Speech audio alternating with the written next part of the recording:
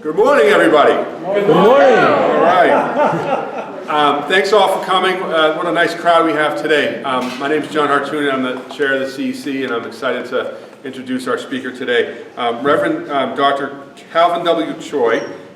He's the pastor of the Watertown Evangelical Church.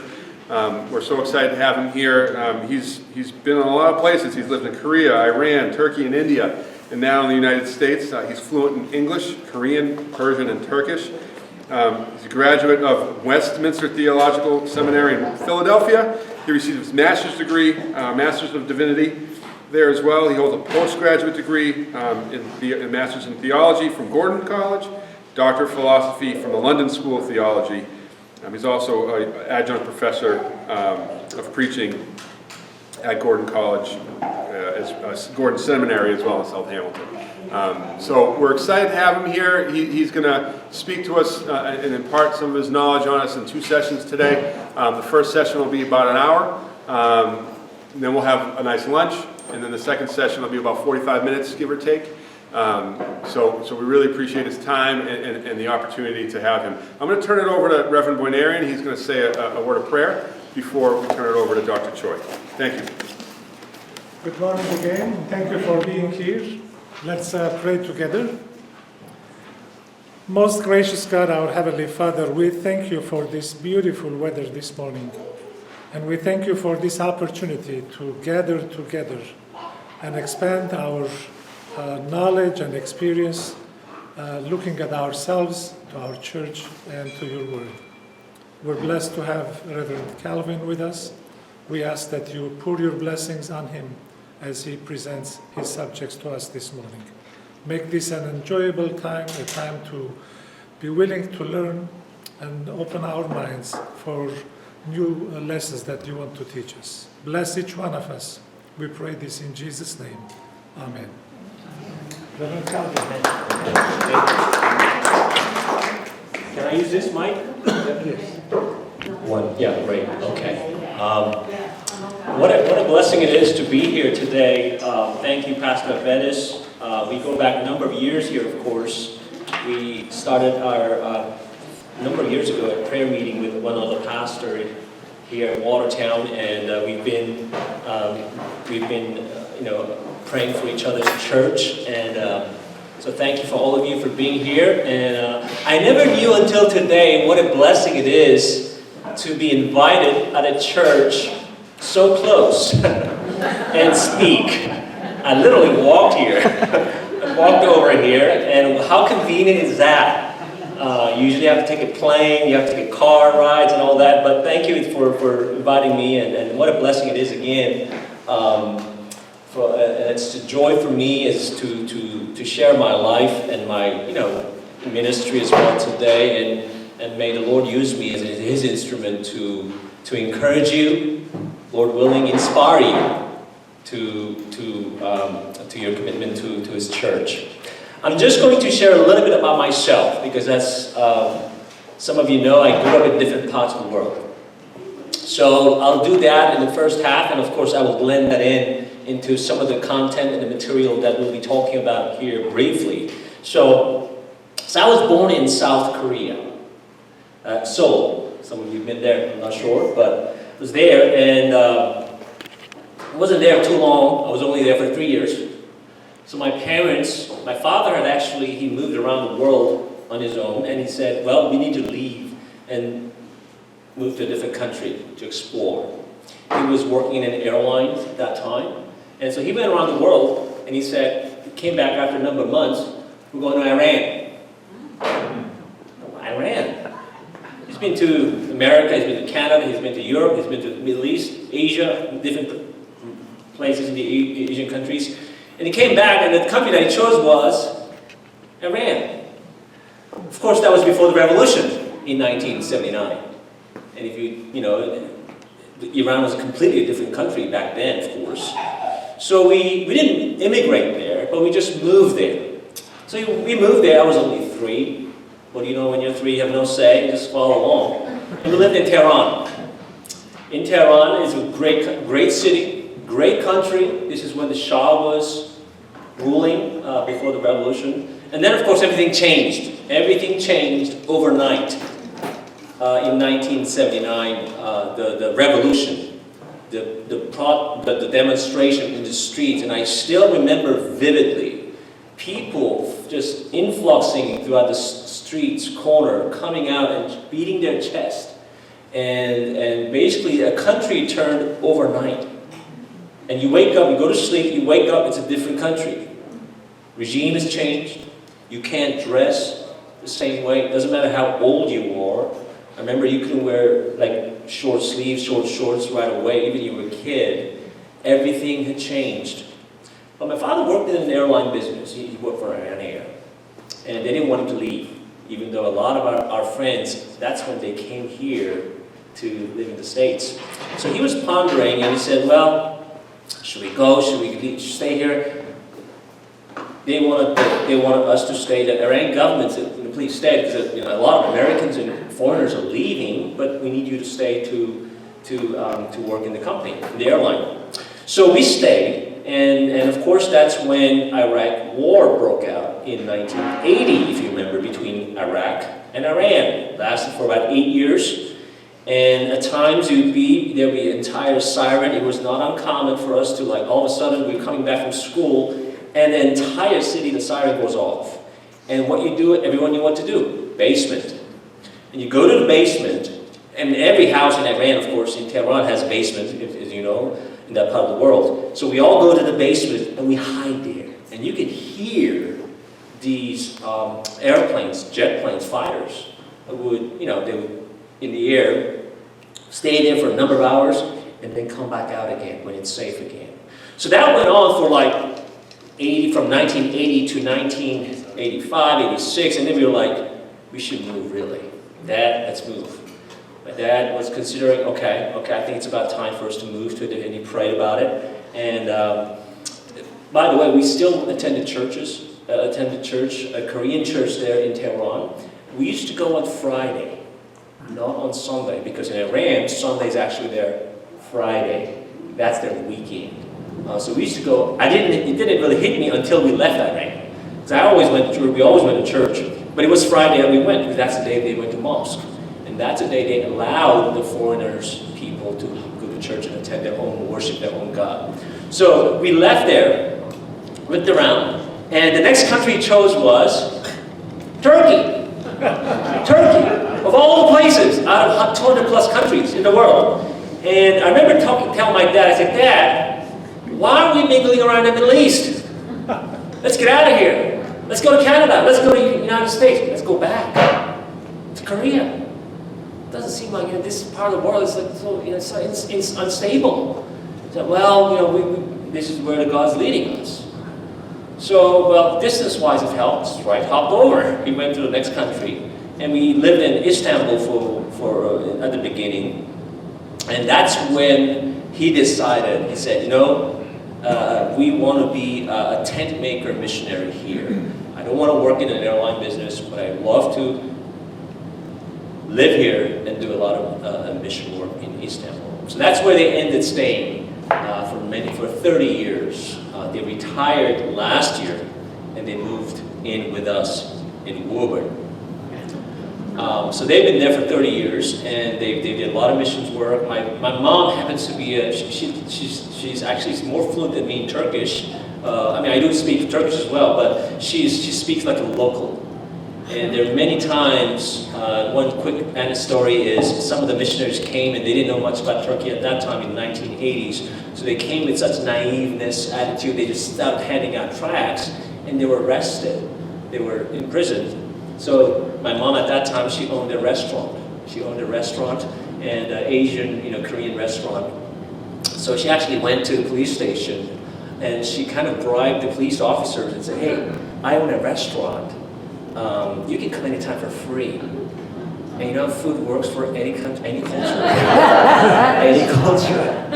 I always say, the universal language is not English, it's food. And so she went and she said, hey, you come to our restaurant and free. Anytime you want, come over. Whatever you want to eat, But I need to talk to those people. They didn't know what they were doing, those missionaries. They don't know about Turkey, they don't know about culture, the language. They just came and they're just handing out these tracts. And I don't even know what these tracts are all about, of course. She played dumb. And the police officer was like, oh, okay, all right. So they went and released these missionaries. And that happened numerous times. And of course, a few of those officers came to our restaurant and then had their feast, of course. And so while I was there in Turkey I wasn't there too long. I was there for about a year and a half. And then they needed to send me to school. And they were looking around. There were not that many English-speaking or even Korean schools. So they said, you know what? They heard it through their friends. There's a school in India, a boarding school, a Christian boarding school in India called Woodstock School. Nothing has to do with what went on here in the 60s, of course, Woodstock. It was originally a British women's college when the British were occupying in India. But in mid-1800s, when the British left, the American missionaries bought that school, purchased that school, and they converted it into a K to 12th grade boarding school. So we went. They took me. They said, Calvin, you're going to India. I said, India? I don't want to go to India. There are only two things that I knew of in India that I know of. There are a lot of beggars, and they cannot eat beef. I don't want to go there. And they're like, well, you don't have choice. Let's go and check it out. So they took me to New Delhi at that time. We landed, and they took me another 8 to 9 hours bus ride from New Delhi all the way to where the school was located. It was located actually right near the baseline of the Himalayas, near India and Nepal, the northern eastern part of India. So when we got off the bus, literally that morning when we got off, I could see the clouds below me. And I'm like, as a 12-year-old, where am I? Am I in heaven? I mean, the clouds are below me. I'm like above the clouds. I mean, that's how the altitude was, still is, of course. And so we went there, and I didn't like it, of course, at the beginning. I'm like, why are my parents punishing me by sending me all the way to India? What have I done wrong? I struggled. But that's a place, in looking back, where God definitely got my attention. And through that time period, I stayed there for about 6 years, from middle school to high school. That's when I really met the Lord. Encountered, I was grown up in a kind of, Christian house, Christian family. Everything was fine. But until I went to India, it was just there. Faith was just there. Every Sunday I went to church. I did my own thing. Played baseball afterward. All that. Every Sunday. My parents were deacons in the church at that time. They were very committed. But church was church. Until I went to India and something hit me. And of course, that's where I really met the Lord personally. And I stayed there for about 6 years. Kids from all over the world were there. People from every continent, literally. We had kids from New Zealand, Australia, Uganda, South America, Europe, America. People from all over the world. And that's where I think God really began to open my eyes to see the people from all over the world. And of course, it's been a huge asset for me to be there. And after 6 years, I graduated, came to the United States. I went to college at Boston University, studied engineering, did okay, got a job as an engineer. I worked out in Lincoln, Mass, at a company. It was great. Life was great. And of course, I had my own American dream. You work. I was still going to church, very active in the church. I thought myself, I envisioned myself, I'd commit myself to the church. I'll become a deacon, I'll be an elder a couple of years down the road. I'll go on mission trips, short-term mission trips, long-term mission trips, and be a faithful, committed Christ follower.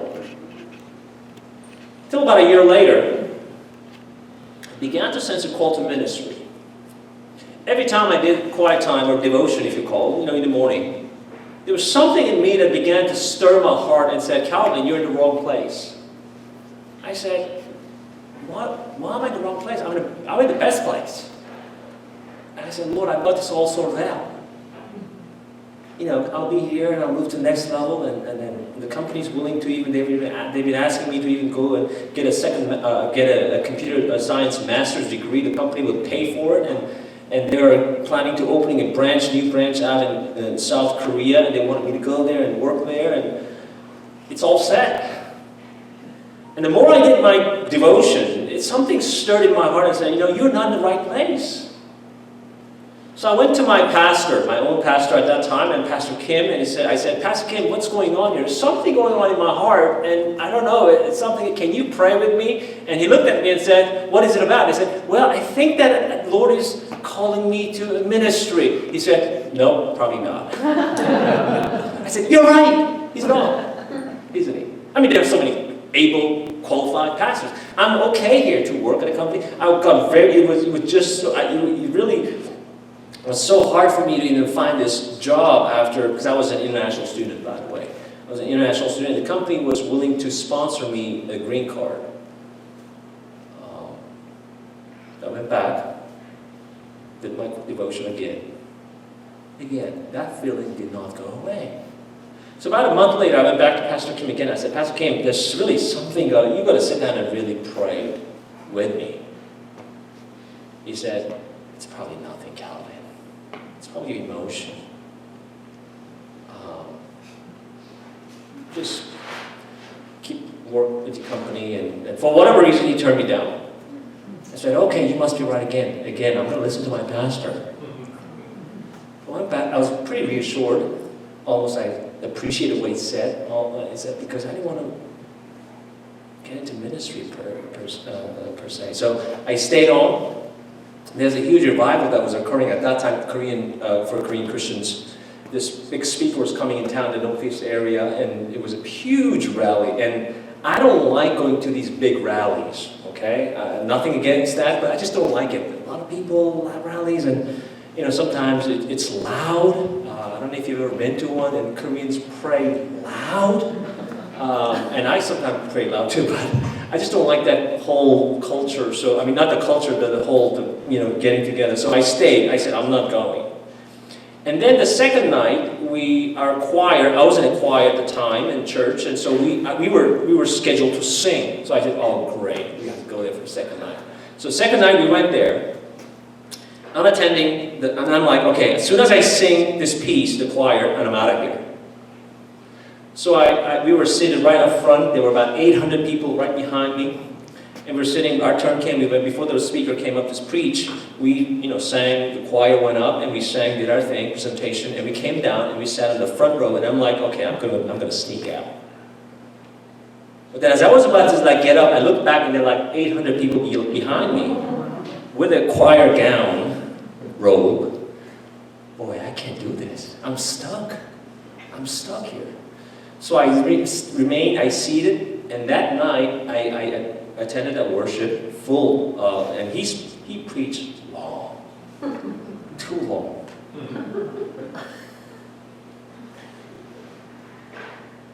But to me, it wasn't long. He spoke. Every word he spoke, I felt like as if he was speaking to me. I still remember the passage he spoke of, the passage of Daniel. And he was preaching his heart out. And sometimes, I'm sure some of you know what that feels like. Pastor just speaks in the pulpit. Like, how does he know that? Why is he speaking to me? And that's what happened that evening. And I went home. I prayed for the Lord. I said, Lord, what's going on in my heart? And maybe it's just my emotional upheaval, something maybe just stirring in my heart. I don't know. But I said, I negotiated with God. Funny. I said, Lord, I will go back the following day, which is the final day of this revival. I'll go there. And if that happens again, whatever you did to me in my heart, tomorrow, I'll know for sure that's you, not my emotion. So this time, I was smart. I didn't go and sit up front. I sat way back in the back. So that if nothing moved me, guess what? I'm out of here. I'm going to sneak out quietly, no one will notice. So I went there the following day, and I sat down at the back door, and I was just waiting. Another church came, choir came, sang, and the same preacher went up. And I'm kind of sitting there way in the back, same 800 people in front of me this time. And I'm sitting there, I'm thinking, okay, let's see what's going to happen. And the Lord, the moment he started to speak out of his mouth, It was so funny, strange feeling that the word that he spoke out of his mouth just came and hit me, hit my head. Like, wham! So I had to remain. I remained seated, and I went back home that night. I wept my heart out. I said, Lord, it is you. It is you. So next day I went to a lake in Winchester. There's a lake, a pond rather. I went there, I prayed. I said, Lord, I don't know, even if this is not my path, I'm sure you will correct me if I'm not it.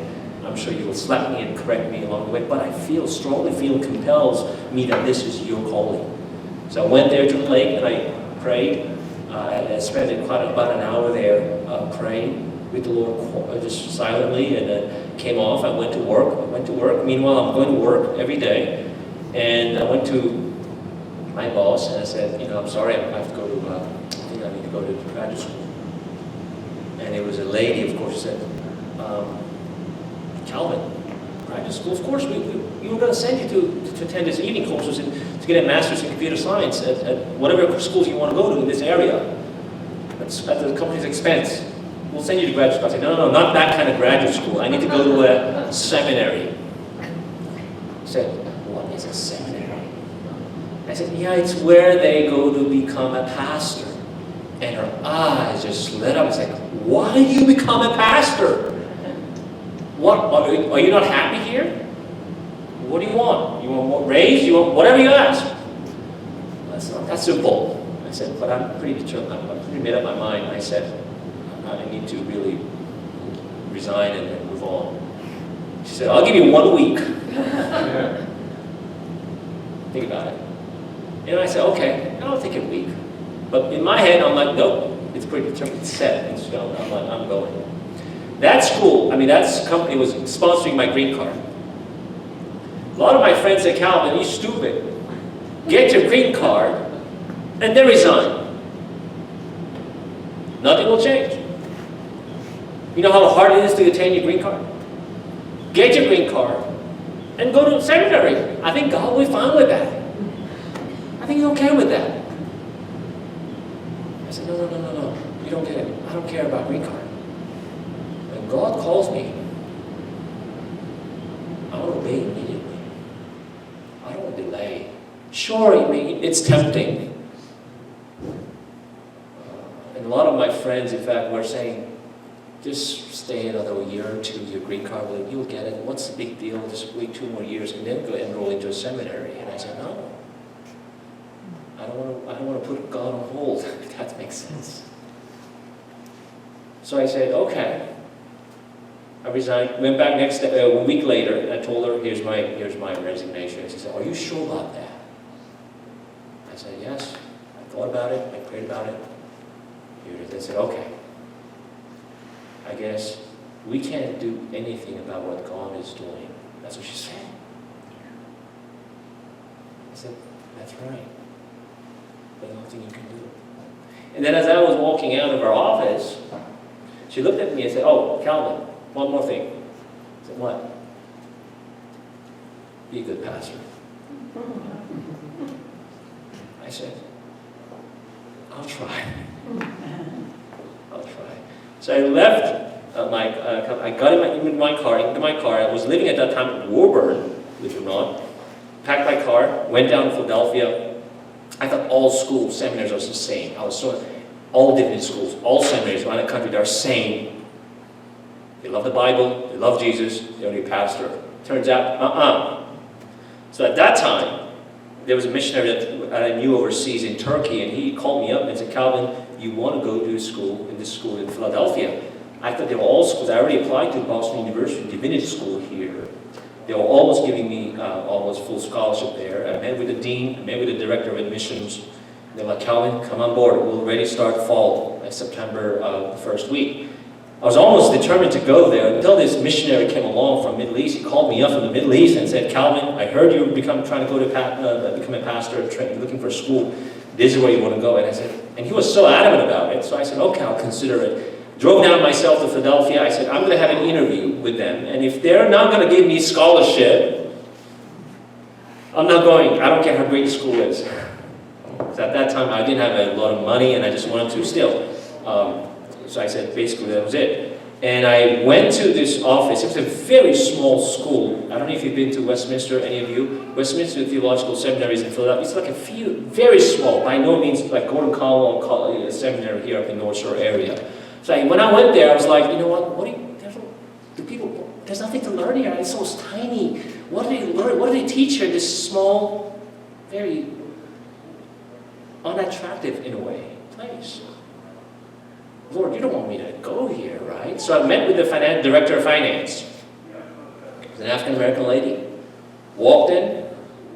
In 2 minutes, I said, Lord, in my head, as I was walking, I said, Lord, I'm out of here if they're not able to give me whatever financial scholarship.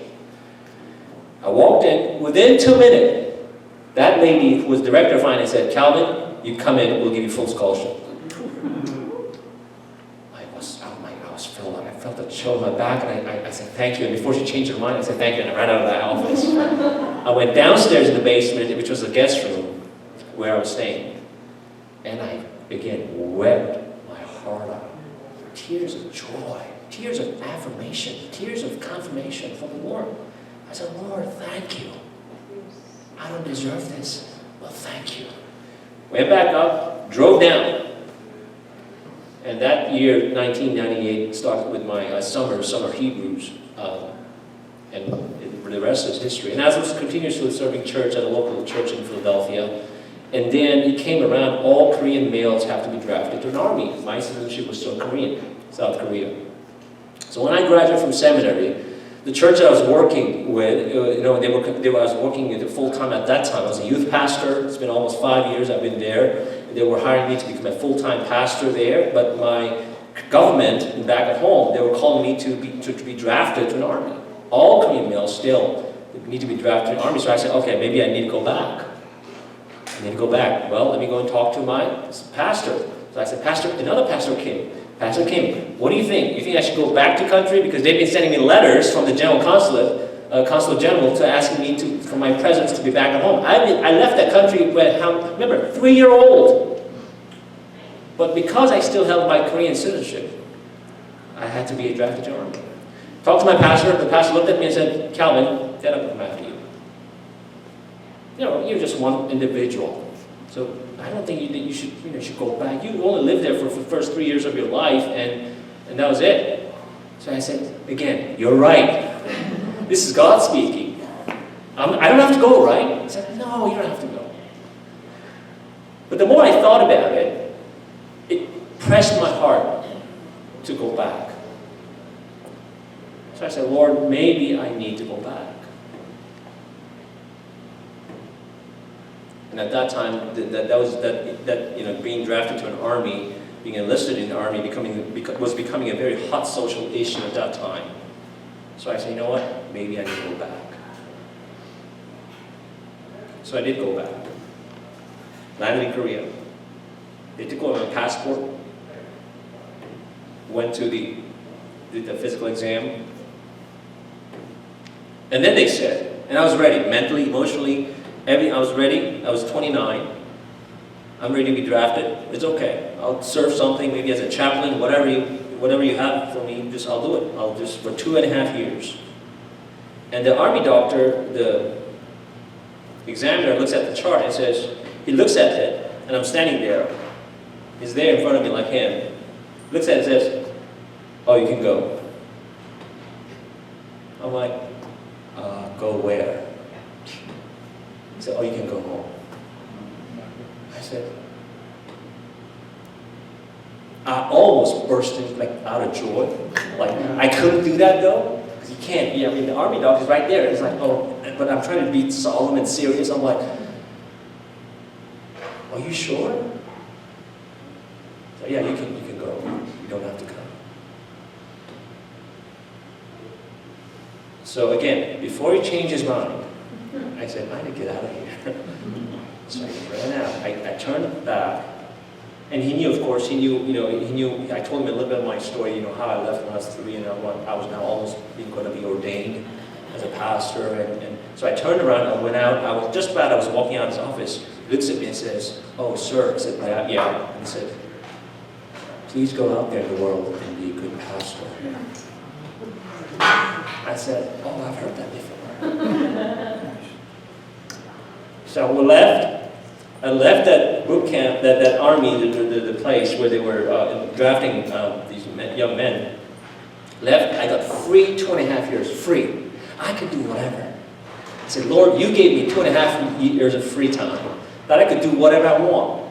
So I had a school here, back here, so I got my passport, a new fresh passport. I said, "Lord, I'm going to go back to the U.S. and I'm going to continue on either pastoral ministry or pursue a further study in theology."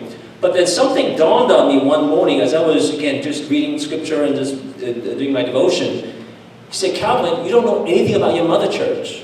You know a whole lot about the Western church. You know a lot about the Reformation, the history of the Western church. You don't know anything about your mother church."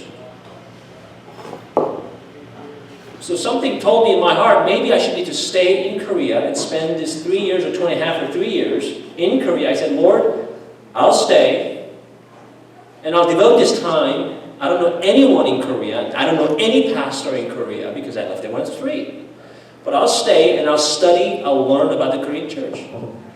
So I canceled my air ticket back to the United States. I said, "Okay, let's stay here for another 3 years."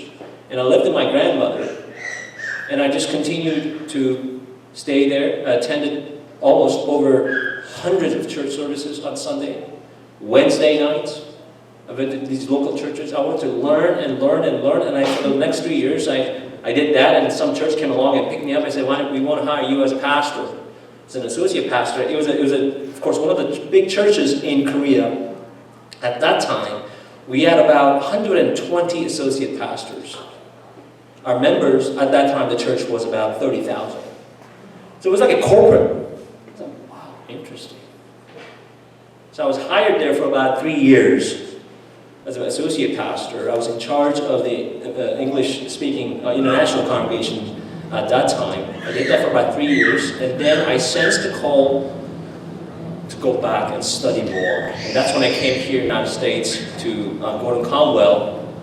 At that time, I don't know if some of you know, Haddon Robinson was there. He was a professor of preaching at Gordon Conwell Theological Seminary. So I said, "You know what, maybe I need to go pursue him and study under him." People say he's a great preacher, so I had a great interest in that area. So I said, why don't I go there? So I applied and I came to Gordon Conwell. I started my second master's there. And then my pastor called me to California. Another pastor called me to California as I was about to pursue doctorate in London. He said, "Calvin, come over to California." So I went to California, and I did ministry there for about a year. And then after about a year, my mentor called me and said, "Calvin, there's a great opportunity for you to pursue a PhD in London School of Theology." So I applied. Lord, by God's grace, I got in. And I started my doctoral study, my dissertation here in London. Now, while I was writing my dissertation, my supervisor told me, "Calvin, you're going to go around the churches in Watertown and nearby in New England. I'm going to send you to preach. You're going to study in this field, so what better way to do that than actually go and preach in the local churches?" So I've been to these local churches, a lot of these local Presbyterian, Baptist, most churches, small, mid-size, somewhat large, if you will, in the New England area. I went around and preached, and Watertown Evangelical Church happened to be one of them. Went there a couple of times in the other churches as well. And as I was coming to my 3rd year,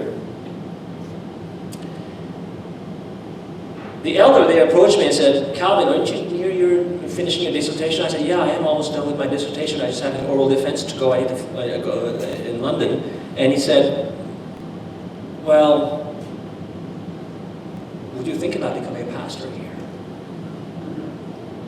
This is about 2011.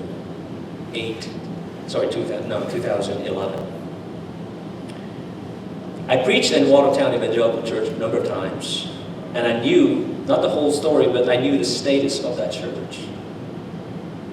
And the answer that I told him, the response that I gave him was, "I will what? Pray That was a nice way of saying no. As many Christians do that. Not all, some. At least I did at that time. I went home. I didn't even tell my wife. I just took it to the Lord. I said, Lord, we got church. Very struggling church. Number-wise, both attendance and finance, in every sense of that word, number. It's not there. And to be honest, as I was finishing up my degree, my fleshly side said, Calvin, you want to go to church where it's more established. Whether it's church where you can go and at least you don't have to worry about finance. You don't have to worry about numbers. You don't have to worry about this and that in the ministry. Or it could maybe God is calling me to a school, to teach in a seminary or divinity schools. I said, I don't know, Lord. I had 2 girls at that time, just coming off as a poor PhD student. I said, Lord, maybe there's a church out there. And there was I had my own plan, by the way, the church that I really wanted to pursue. There were one churches that wanted me to come, actually. Very tempting. But here's a church, and I had to wrestle with that. And I told my wife eventually, after about a week, I said, honey, let's pray together. And we wrestled with that. Some of you might be sitting there like, yeah, Calvin, you're a pastor, you're a minister, you should go wherever you go. Wherever the call is. It wasn't easy. It wasn't easy. We wrestled for 3 months. And after about 3 months, the Lord really awakened my soul. It felt as if He was hitting the back of my head. Bam! Like, Calvin, why do you think I called you to be my servant in the first place? I didn't call you to go to a comfy, established church so you can do whatever you want to do.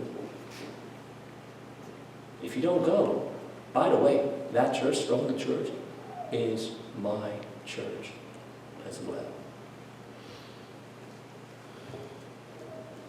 I didn't tell the elder all that story. It was just between me and the Lord, and of course my wife. We prayed about it. We wrestled, and we came to our decision after about 3 months. We said, okay, we'll take on. So we went back to the elder. I said, I gladly will come on board as a pastor here. But let me talk to the people. And there were a handful of people, about 10. I said, okay. I've got good news and bad news. Which one do you want to hear? I said, well, what's the bad news for that? Tell us good news. Okay.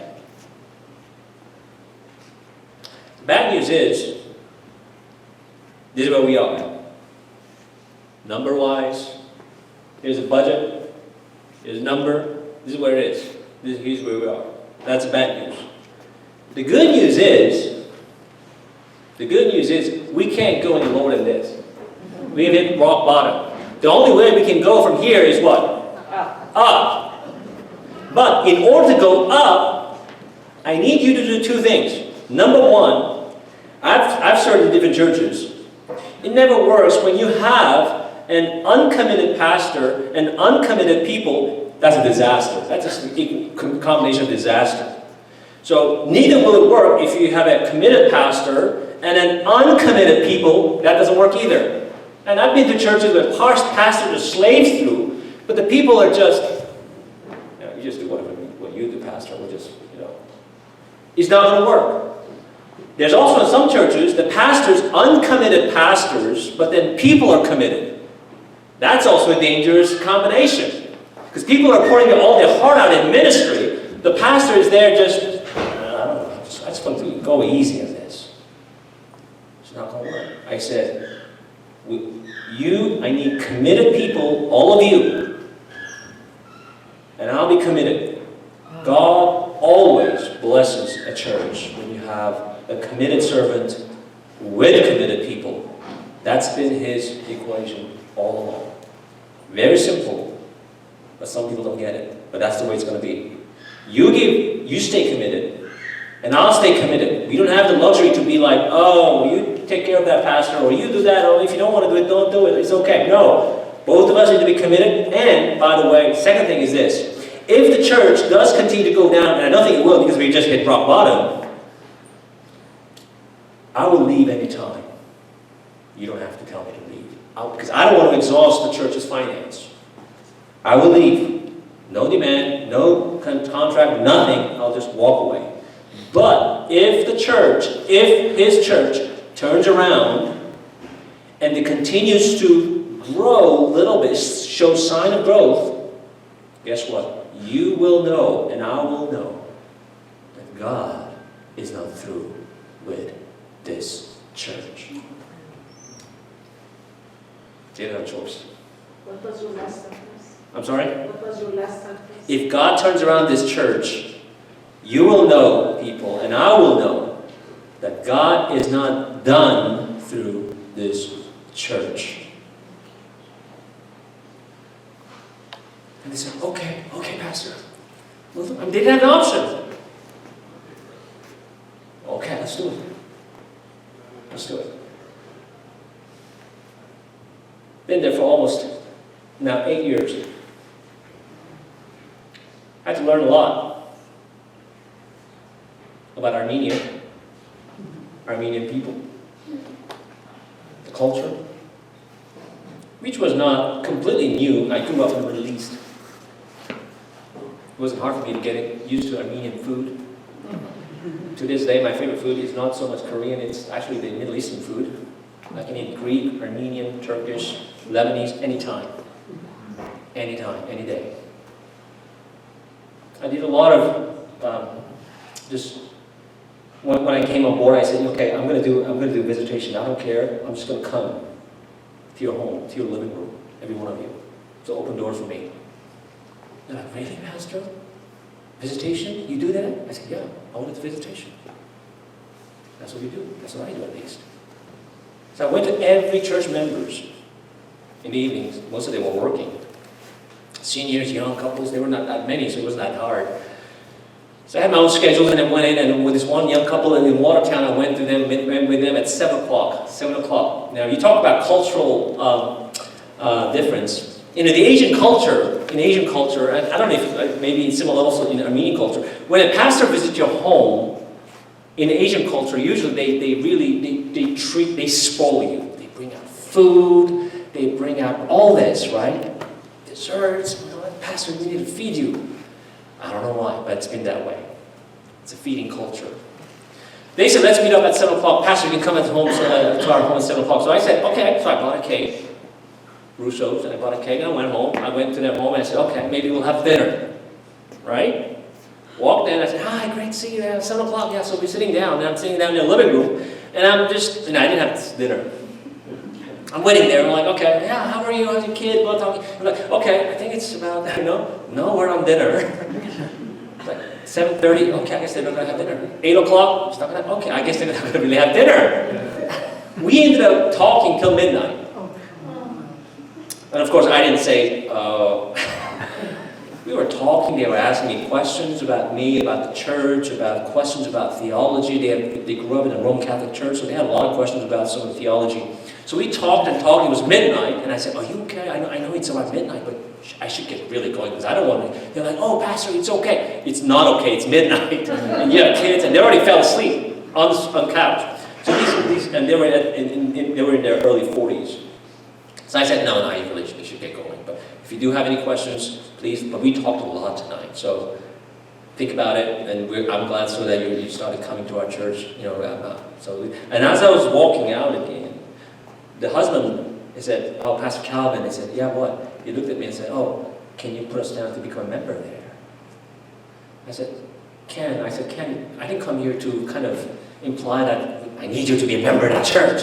I'm just going through the church. I'll be home just to get to know you guys, to know the families. I said, no, put us down. We want to be a member there. That's the first family that joined our church as a member. And slowly, the Lord is doing something there that I don't know. I think I know a little bit, but I don't know what He's been doing for the last 8 years. It's been a miracle.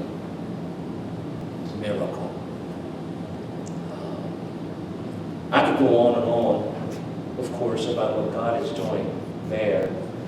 There were no kids, no Sunday school for more than 15, 20 years.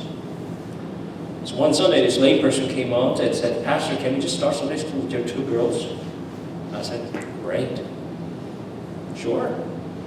So our 2 girls became the founding member of Sunday school there. Literally. And slowly they began, and a couple of women, volunteers, teachers, they began to devote themselves to every Sunday. They did start that Sunday school, and about in 3 or 4 years, we started our first vacation Bible school. And even when we were starting the vacation Bible school, there was a lot of talk. Pastor, we should wait till we have enough number of kids. I came from a philosophy, no, you don't wait to have enough kids. You just start for our kids. There were a handful of kids, about 6, 7 kids. I said, we're going to start for our kids, and then we're going to reach out to the community and the community to come. So we did that. We've been doing that until this day. Vacation Bible school, and we invite people from the community, but primarily also we do it for our kids, and the Sunday school kept growing. Lots and lots of challenges.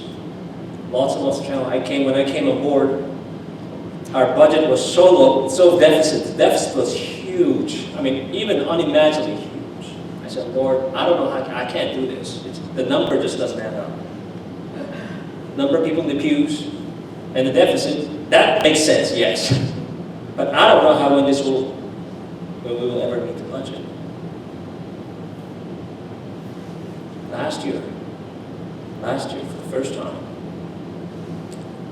I talked to one of the long-lasting members at our church. I said, can you believe it? We just met our budget last year. And she would cry. Pastor, we haven't met the budget for the last decades. Last couple of decades. I said, isn't it amazing? He's doing it. My math doesn't add up. His math is always perfect. I told the board, I told the elder, I don't know how we did it with a given number of people out there. It just doesn't add up. Lord, you're doing it. You always have been doing it. And that's been the case for the last number of years, of course. Every year we've come through, and God is doing, I'm just amazed to have be a part of a church with a lot of heritage. The first funeral that I did in 2012 when I came on board 8 years ago, it was an Armenian lady who did not even go to our church. Someone called our church office and said, Pastor, can you come and officiate this funeral for this Armenian lady? I said, what's her name? She lived in Arlington. Some of you may know her or maybe not. Alice Ezekielian. I said, okay, let me go and visit her children. I go and meet them in Arlington. I said, okay, this is how it's going to be. We want this to be a blah, blah, blah. I said, okay, great, I'll do it, sure. I'm the new pastor at Watertown Church, and she used to be, in the founding years in 1930s, she was the founding member. She was actually one of the pastor's wife. I said, I have to do this. I must do it. So I walk in the Arlington Funeral Home in Arlington. I still remember that vividly. I walk in, and I open the door, and there are about 200 Armenians. I kid you not. 200 Armenians looking back at me, all of them. Like, you know that look? What on earth are you doing here? You're in the wrong place. It's like this Asian guy walking into full of room with Armenians, and of course they don't know I'm a pastor of Watertown Church, but they don't know that alone. I was there to officiate their funeral. They're looking at me. They don't know what to say. They want to be polite, not rude, right? So one gentleman comes over and says, "Hi, are you looking for someone?" So I said, "I'm here to preside, officiate the wedding. I mean, not the wedding, the funeral." And he still couldn't believe me. Okay? Who are you here for? I said, I'm here on behalf of the Ezekielian, the late Alice and Ezekiel's family. And you could see his face just change, like, really? Oh, you're the pastor of... And I said, Watertown Evangelical Church. I said, oh, you're the pastor there? I said, yeah, I just started like 2 months ago. Oh, come. And then he started to like introduce me to all the Armenian community. And I was there, of course. We did the funeral there, and we went to the graveside as well. And afterward, of course, we had a feast. And they were so shocked. Like, wow, so you're the new pastor there. What are you doing? Why were you there? How did you come there? How did you get there? How did you get there? Are you sure you're going to be there? How long are you going to be there? Well, I don't know. The Lord called me there, but it seems like I'm not going anywhere. It's His church. So that was my first impression of the Armenian community. So welcoming. In fact, I look back in my life. My first English teacher was Armenian in Iran. He came to our home when I was 3rd grade, I remember. Had his old worn out leather bag. He came, he sat, he taught me English. Our first piano teacher was an Armenian lady. There was a lot of Armenians, by the way, in Tehran, in Iran. Of course, in that region, they were everywhere, but in Tehran. So, I didn't know, of course, but looking back, who knew that I'd be serving at a church, at a formerly an Armenian church? And it just gives me so thrill and joy to know that the church with so much history and sacrifice and commitment and dedication. I said, Lord, please revive this church. It's your church. It's not the Armenian church. It's not my church. It's not the elders' church. It's not the board's church. It's your church. And you've somehow sustained it for the last 81 years. I know this church is over 100. God bless you. That is not common. Lord, there's a reason why you kept this church open for the last 81 years. Please continue to grow us. So we've been doing that every time. Sometimes people call me, Calvin, you're Korean, right? I said, yeah, I'm originally Korean. I'm still Korean. My citizenship is still Korean, green card.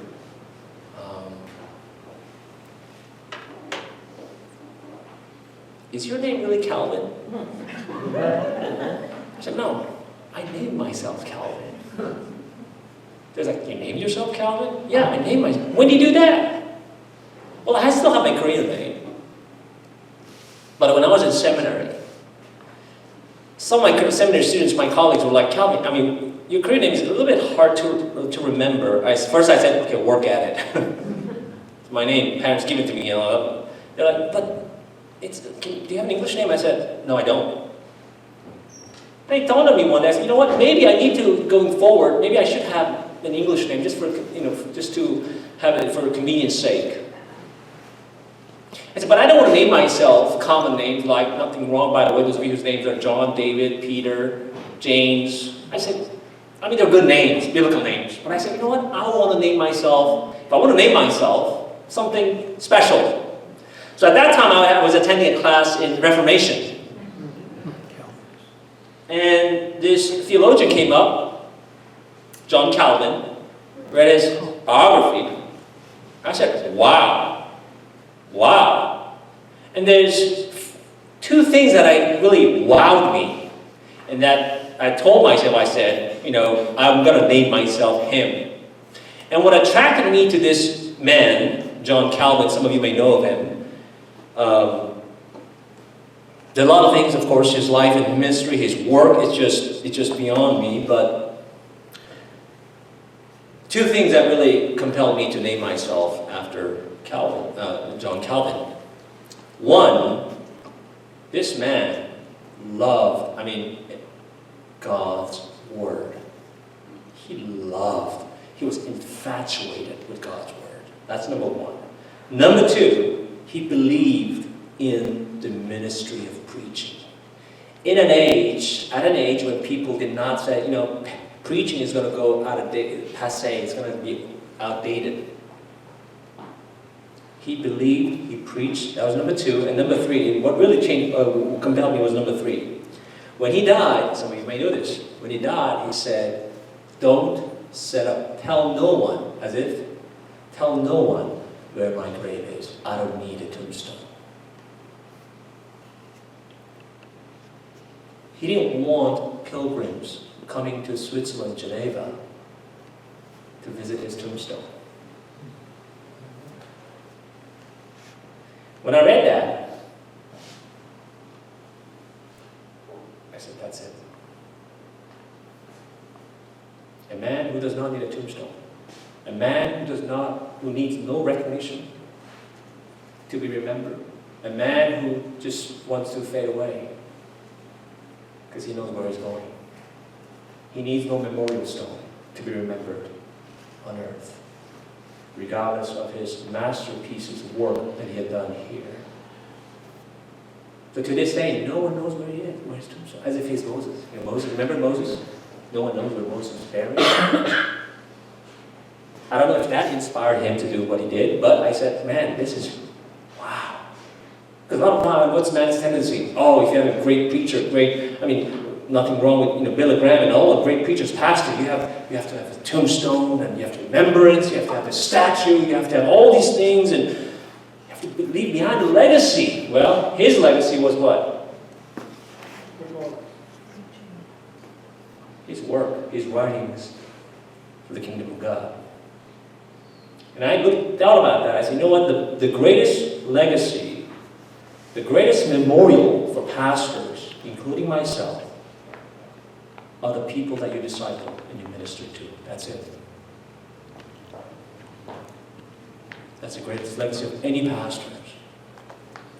That's the greatest memorial for me, and hopefully for many pastors, are not big statues or tombstone or graveside or all that, but to just fade away. Just like many of the apostles did.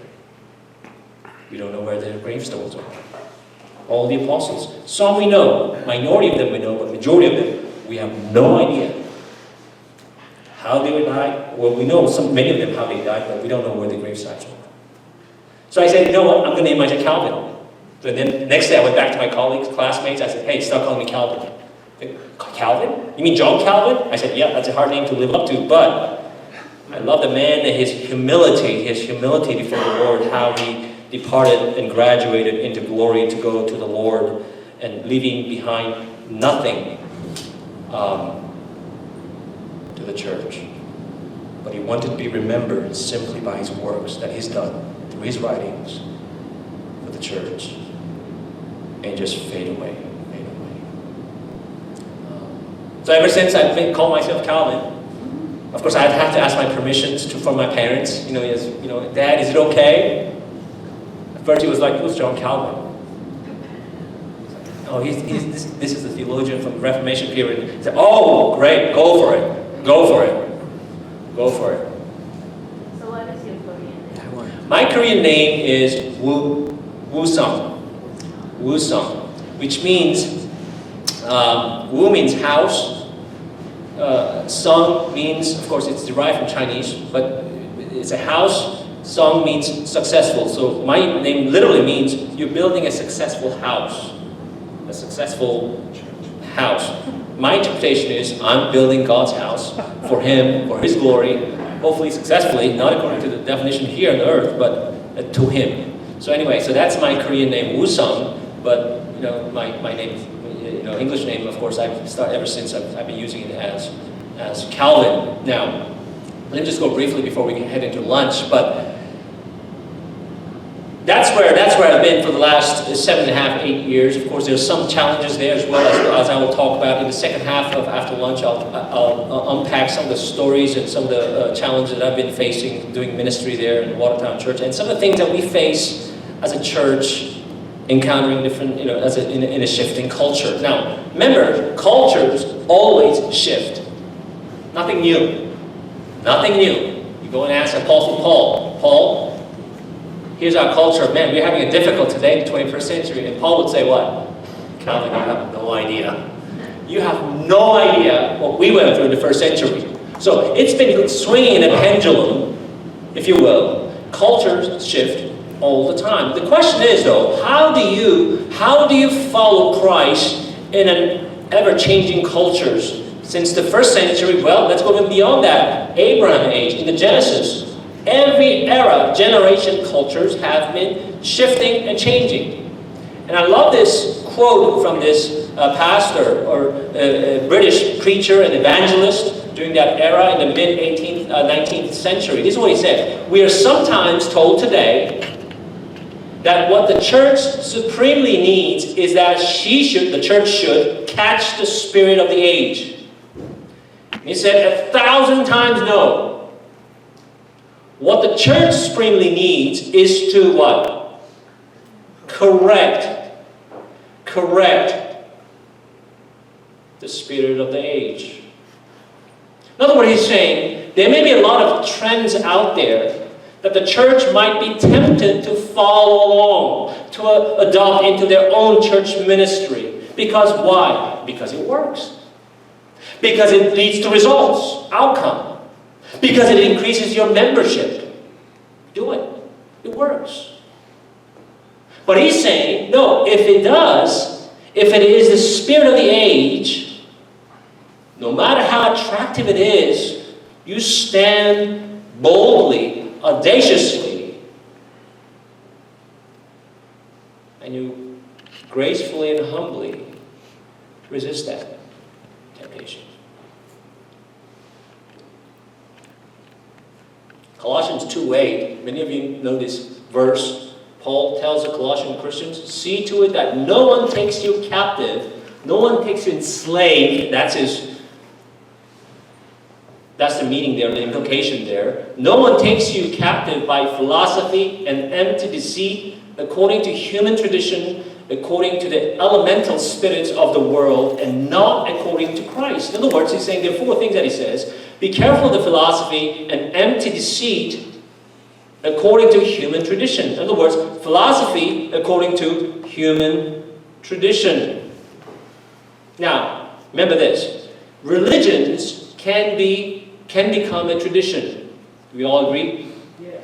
Religions can become a tradition. But, very dangerous, hear me out, when a tradition becomes a religion.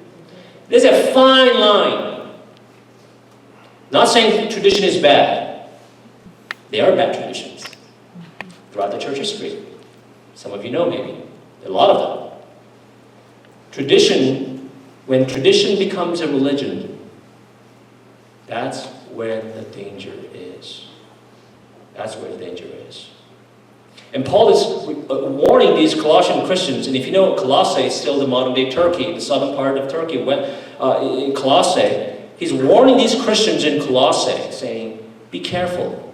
There's philosophy, traditions, according to the human traditions, be watchful. And then the empty deceits, according to the elemental spirits of the world. There are deceptions in the world.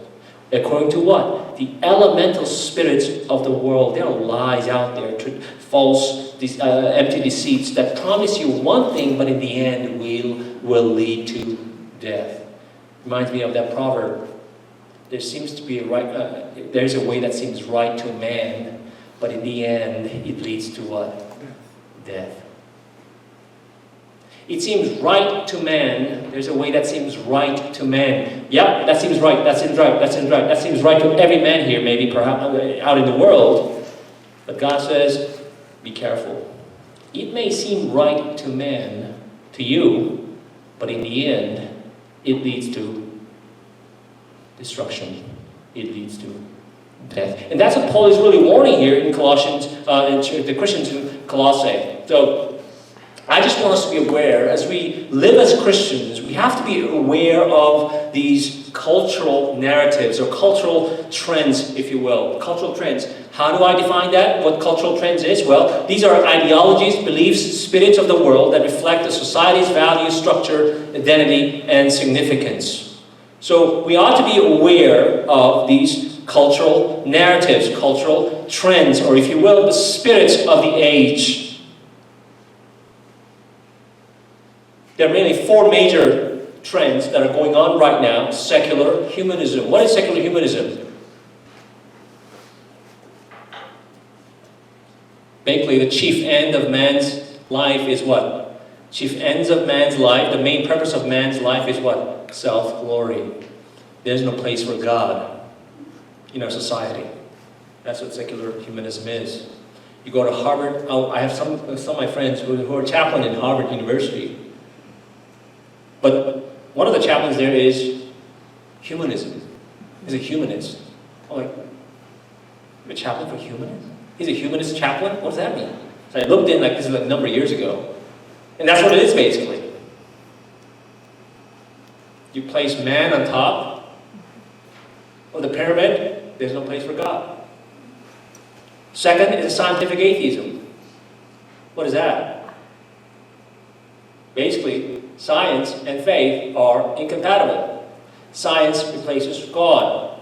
You don't need God. As long as we have the advancement of science technology, that's what it is. That's what our goal is in this life. Science is everything. You know, sometimes you have these science, these people who believe in that stuff, scientific atheists, they come up to you and say, I've been asked, by the way, by this one person who's an atheist, said, Calvin, can you prove God? Can you prove God through science? How would you answer that? Talk to my pastor. I don't know. I looked at him and said, I can't. But let me ask you another question. Let me ask you a question. He said, what? Can you prove God's non-existence through science? Can you? I can't prove God's existence through science, so can you prove then, through science, that God does not exist? Can you do that? He said, no. There you go. You can't prove God through science. That's not how it works. That's not how it works. But that stuff is huge out there right now, especially in this area of the country. Science topples God. We don't need God. Science is everything. And then you have gender identity. Gender identity. Now, it's a tough issue, of course. I recognize it. It's a sensitive issue. But it is what it is. But people use that gender identity today, nowadays, to litmus test the church. Whether it's a valid church, invalid church. They come to you, one of the measures that they use to the churches, they come to you, and I've been asked, by the way, while in the church, they come downstairs to the fellowship hall, they talk to you after worship and say, Pastor, what's your position on this issue? And they expect me to say, okay, we all get along, go along. But after I tell them, this is where we stand, I don't mind them coming to church and worshiping, because how else are they going to listen to hear the gospel? But that's not the lifestyle that we endorse and advocate, especially that's not my opinion, but that I believe that's what the scripture teaches. And guess what? I don't see it. And that happened to me a number of times. That's a litmus test. They come to church and they say, okay, what's your position on this? What's your position on that? And they say, okay, if you're for it, yep, you're a good church, valid church. If you're not, then you're too close-minded. I had an African-American lady who came from Newton. She came up. One Sunday she was coming to worship like around 10:15. She was rushing up the stairs and she looked at me. I was there greeting people. And she came up and said, oh, Pastor. And the first thing she said was not even hi. I said, Pastor, can I ask you a question? I said, yeah, sure. I really have to know, what's your position on this? I said, hi, I'm Calvin. I'm the pastor here, and why do you ask that? I said, because a lot of times people have different motives. So I told her, and she said, well, basically, she's been attending this church for decades. It's been her family church years after years. Her grandparents, her parents, her mother, father, her husband's side, been there, Baptist church, and they've been going there for years. It's been their church, home church. But one Sunday, the pastor came out, the second pastor after the founding pastor, the pastor came out, he came out of the closet, he just announced it in the congregation during the announcement. He just said, I'm gay. Openly. And everyone was shocked. She looked around. And she thought, this is her thought, this is in her own words, Pastor, I thought people would get together and we would gracefully tell the pastor, that is not where we stand. She came back the next Sunday. Guess what? There were enough people in that church who said, that's okay. He said, I couldn't believe it. I couldn't believe it. I thought these were my brothers and sisters in Christ. I thought we were on the same page. I couldn't believe it, so I started looking out for the church. I started going, I've been praying to God, I've been praying that God, please find me another church. It's hard, it's painful, it's really hard for our family, but I would love to go to church at a walking distance. So she's been kind of expanding our radar. Every Sunday she's been exploring, adventuring these different churches, but guess what? That led her to all the way come down to where? To Watertown. And she was so desperately wanting to know, where do you stand on this issue, Pastor? And the way she was asking was, if you stand like the way my home church did, well, I'm sorry, I'm not going to come here.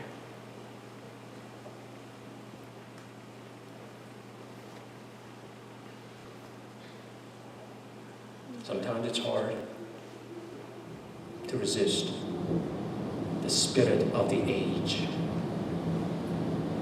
But there are people who are willing to commit themselves to a Bible-loving church. Some of you have been here for many years, 15 years, 20 years. Some of you have been here 50 years. We have a member in our church. Guess how long she's been there? 95 years.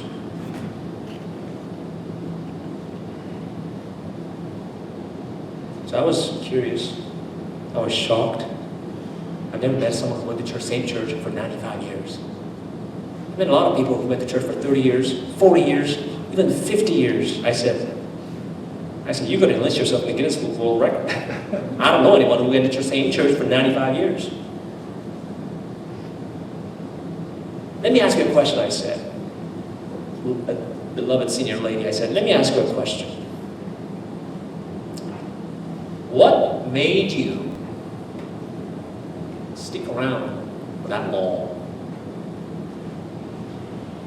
It's a valid question. What made you stick around for so long? Was there a time you thought, you know what, I'm done here? Because churches go through, I'm sure this church went through as well. Every church goes through roller coaster ride for its own reason. So I asked her, what's the reason why we were able to stick around for that many years? I've never met anyone. So she looked at me straight in the eye and said, Pastor, pastors come and go. I said, okay, I get that. And pastors come and go. And then she said, people come and go. I said, yeah, I've seen that. People come and go. They move, they relocate, they move on, and for whatever reason. But then this is what she got. This is what got me. She said, but the Word of God never changes. My Savior never changes.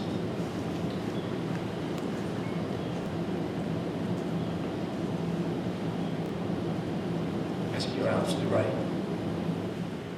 You've probably heard thousands of sermons. You've probably seen all the ugly side, the good, the bad, and the ugly side of the ministry. You've probably seen pastors come and go through.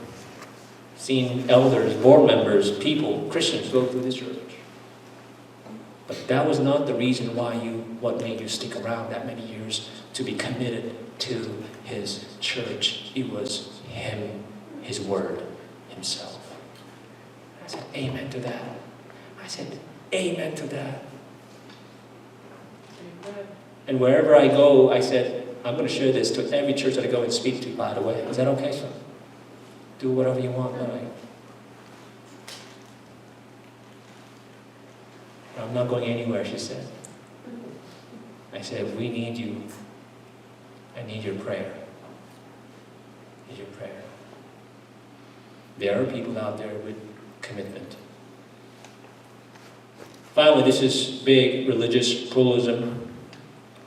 Religious pluralism is basically what it is we embrace all faiths. It sounds great. We validate all faiths. It's been very popular, by the way, in this area, in this region of the country, in the Northeast. For a lot of, by the way, these cults have been started here in this Northeast, in this region. But historically, that's true too. A lot of cults have been developed, founded in this area. Somebody gave me this, a member of ours gave me this, he was attending his church that his family was attending, his children was attending. You probably know what I said about that, but what do Unitarian Universalists believe? So he picked this up, this little pamphlet, and he gave it to me the following Sunday. He said, Pastor, this is I just got this for you, just read through it. I say, oh yeah, I know about what they believe and what they don't believe, but yeah, it doesn't surprise me. Let me just share two things. This is what it is. This is what it says on that card, okay? Universalists, this is what they believe. We believe in the freedom of religious expression. Okay, sounds good. All individuals should be encouraged to develop their own personal theologies. That's when you begin to raise a red flag. Like, okay, personal theologies, okay, and to present openly their religious options without fear of censure or reprisal. Sounds great. Does it?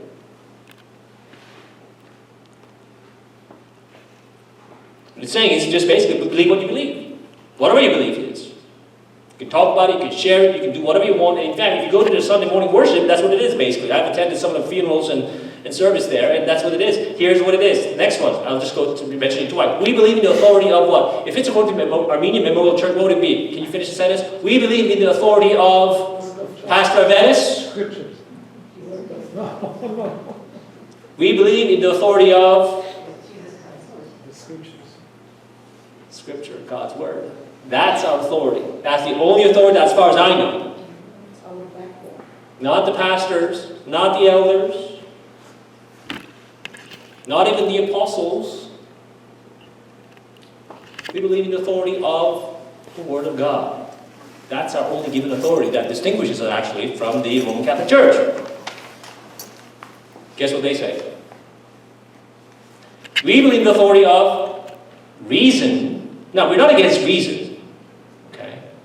Authority of reason and conscience. The ultimate arbiter in religion is not a church, not a document, nor a document. And by a document, they're referring to the historical document. So the Bible would be a document. Nor an official. Not the pastor, not the one who has authority to oversee the church. Elders, no.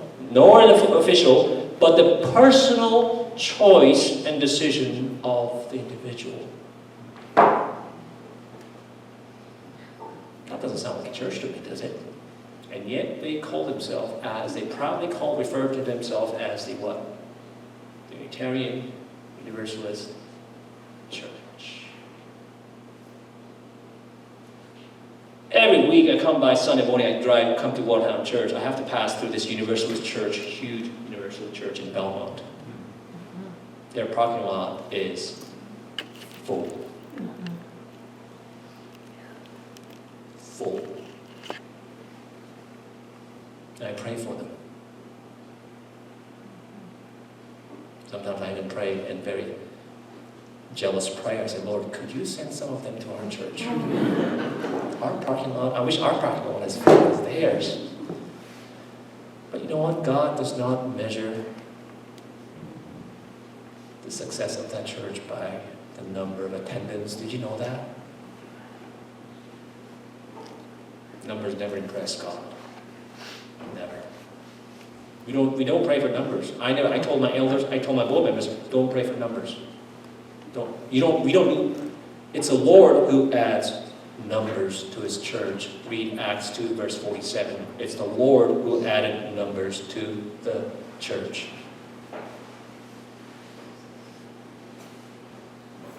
There's been a couple of offerings while I was there in the church that wanted me to come as their pastor and they're out of state. I didn't tell this to my people because I didn't want to scare them. Sometimes you get these calls, you have these elders come to you and invite you, Pastor, would you like to move? It's about time. You've been there for almost 8 years. It's about time you move to a different church, maybe a bigger church. Maybe we have a better package. We do have a better package. More people. You know what I say? Pastors don't move by package. If that's the case, I'm in the wrong field. We move by our callings. We don't move, relocate, go find a better church by offering me a better package. Well, I know where my package, ultimate package is. It's up there. You can pay me billions. Oh, maybe billions will change my mind. We don't move by package. This is a book I just want to share with you, The Many Altars of Modernity. It's a very famous sociologist, just want to let you throw it out there for you, Peter Berger. And he passed away. He was a Lutheran Christian in Boston University. He taught many years sociologist there, the Department of Sociology there, many years. And this is one of the seminal book that he wrote. And he even was honest to admit that all the sociologists in the 60s, 70s, 80s were wrong. Well, what was he wrong? He said this: I think that I and most other sociologists of religion wrote in the 1960s about secularization was a mistake.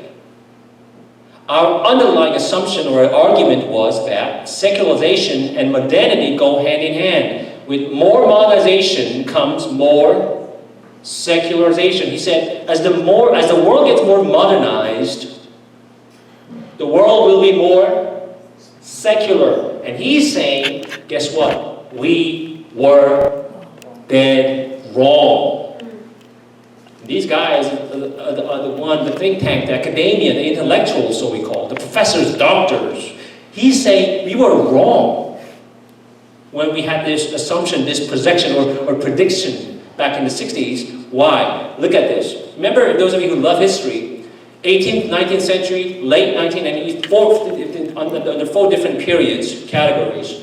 What do we call the 18th and 19th century? What do we call that era? Enlightenment. Remember that? In the late 19th century to 20th century, what do you call that? Modernity. Modernity, that's when things happened, the Industrial Revolution, all this academic, every disciplines began to grow and advance, and all this critical thinking came along. A lot of liberal theologies came to prevalent in many disciplines, and then during that era. Late 20th century, what do you call? This is a word I'm sure many of you are familiar with. What do you call that era? How creative. Modernity? Postmodernity. What do you call the 21st century? Postmodernity? You know what it is? According to Berger's, he's saying 21st century, our society, our world has become what? Well, we'll get there after we go through these 3 periods. Enlightenment was called the age of reason and humanism.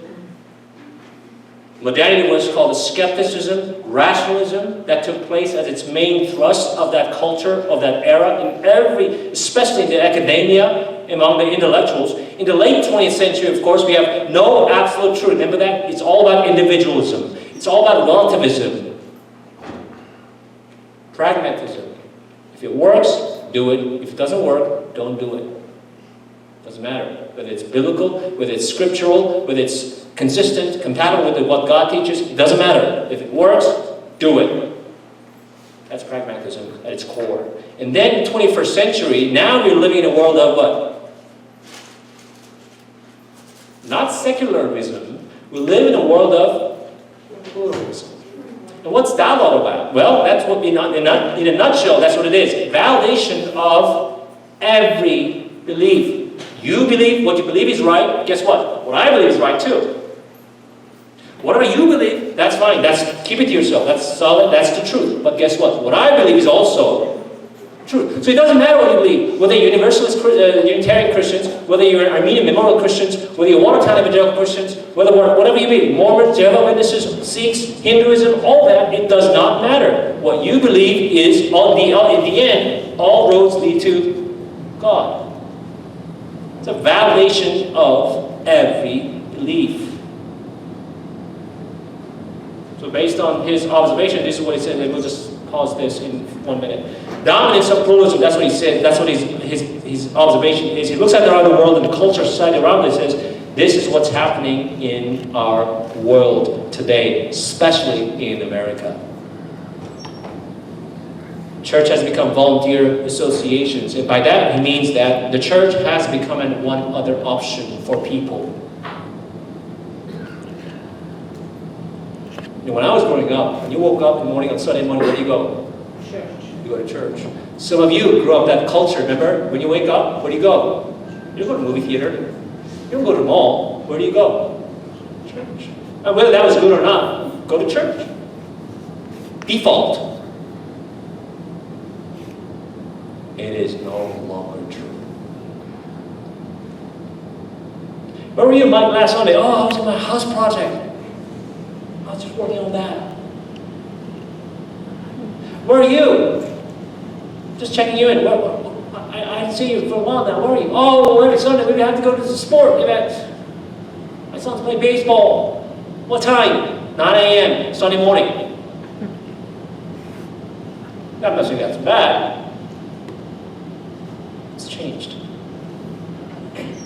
It's become a volunteer association. People no longer feel the obligation. Some people still do, but not all. The majority of people don't, even Christians. I'm not talking about non-Christians. I'm talking about Christians. Then he says, pluralism is great. This is what he says. This is the twist in the end. He says, pluralism is great. It is great, Peter Berger said.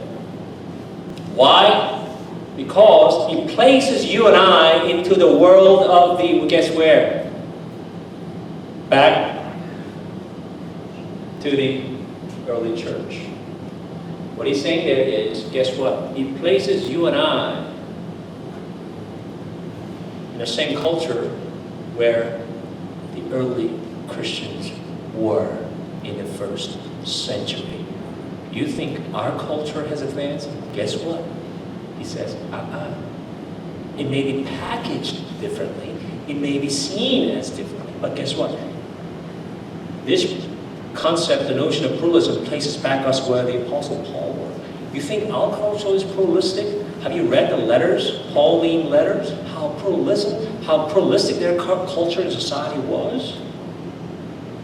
And he's saying, that's why he places us back to the first century where these Christians faced the similar challenges. Of course, different packages, different labels, but they faced the plethora of challenges, these cultural challenges that they faced in their lifetime. And secondly, he says, that pluralism is great because it distinguishes between what is real and what is unreal, what is core and what is marginal. When you have so many pluralism around you, so many religions and things going around you, it really helps you to discern what is real from what is fake.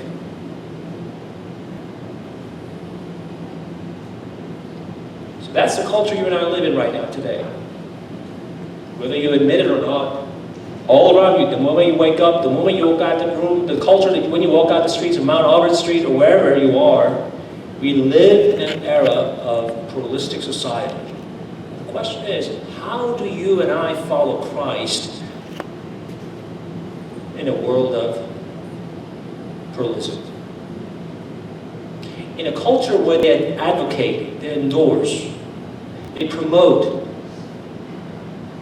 validation of every belief. How do you follow Christ?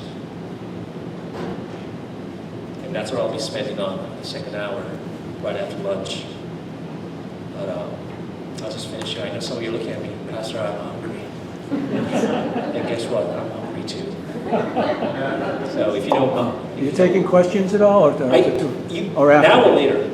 Let's take a couple of. I'm sorry? Let's take a Yeah, couple sure. of. Well, just one thing. Wusong is very easy to say. I don't know why you have to change your name. Thank you. Right, It's thank very you. easy. Yeah. Also, you're familiar with the history of the evangelical church in Watertown? Yes, yes. Vatan Bilazikian, the Yes. Reverend? Oh, yeah. Interesting that you talked about these missionaries who came. Were they from Korea, the missionaries that came to Turkey, to Istanbul, when you were there? Yeah.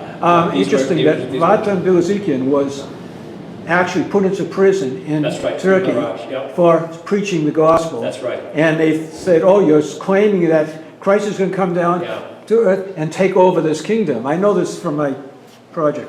And interesting that it turns out that was the founder of your church. Yeah, well, just to tell you He was. another fascinating story that I just found out from their long distance, James Bilzikin, who's down in Florida right now. He called me like months ago, and we talked a lot about some of the pieces that I was always confused about this. Some of the pieces that I was not familiar with.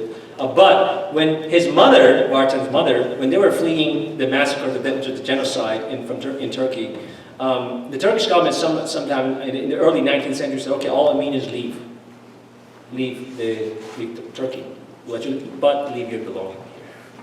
Leave all your wealth, Right. leave all your land, all your possessions. Say, okay, well, we've got to leave. So they left. They're at the port of the immigration port, and his mom, and as it said, she managed to hide 7 or 8 pieces of gold jewelry. When they come to U.S., maybe she was thinking of using those to start a new life here. So she had it tucked it away somewhere in her clothes. And she went there. The immigration officer said, "Okay, open up everything out of your pocket, right?" So she took out all the pieces, and out came these pieces of jewelry, gold. How many you got? Just one for each of our family members. This is all we have. This is all we need when we go to the States. We have to start the line. The immigration officer said, "You don't have anything for me?"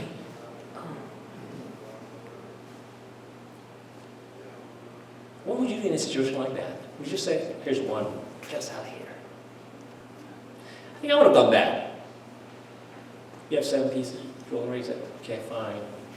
As long as you get us out through." She didn't do that. She said, "Okay, we'll come back. We don't have anything." She just walked out of the immigration office, walked out. That night, they were at a temporary place where they were staying. She went out to an open field. She cried out to the Lord. She said, "Lord, this is all I have. Please help us to get through this. Maybe if you really want me to give up a few of them, I could, but this is all we have. Please help us to get through this." So after praying in an open field, she came back. She slept with the family. Next day, she went back to the same office, same immigration office. She went to the office. She looked around, and she was looking for the same immigration officer. She said, "Where's that man? Where's that man?" He was nowhere to be seen. Instead, there was another man. So he said, "Well, I was here yesterday, and this officer, we were talking about yesterday, but where is he?" And the immigration officer looked at her and said, "Oh, that man passed away." Wow. And she was like,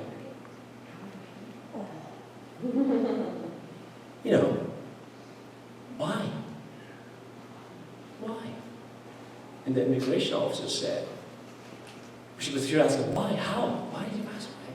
Oh, he had a heart attack.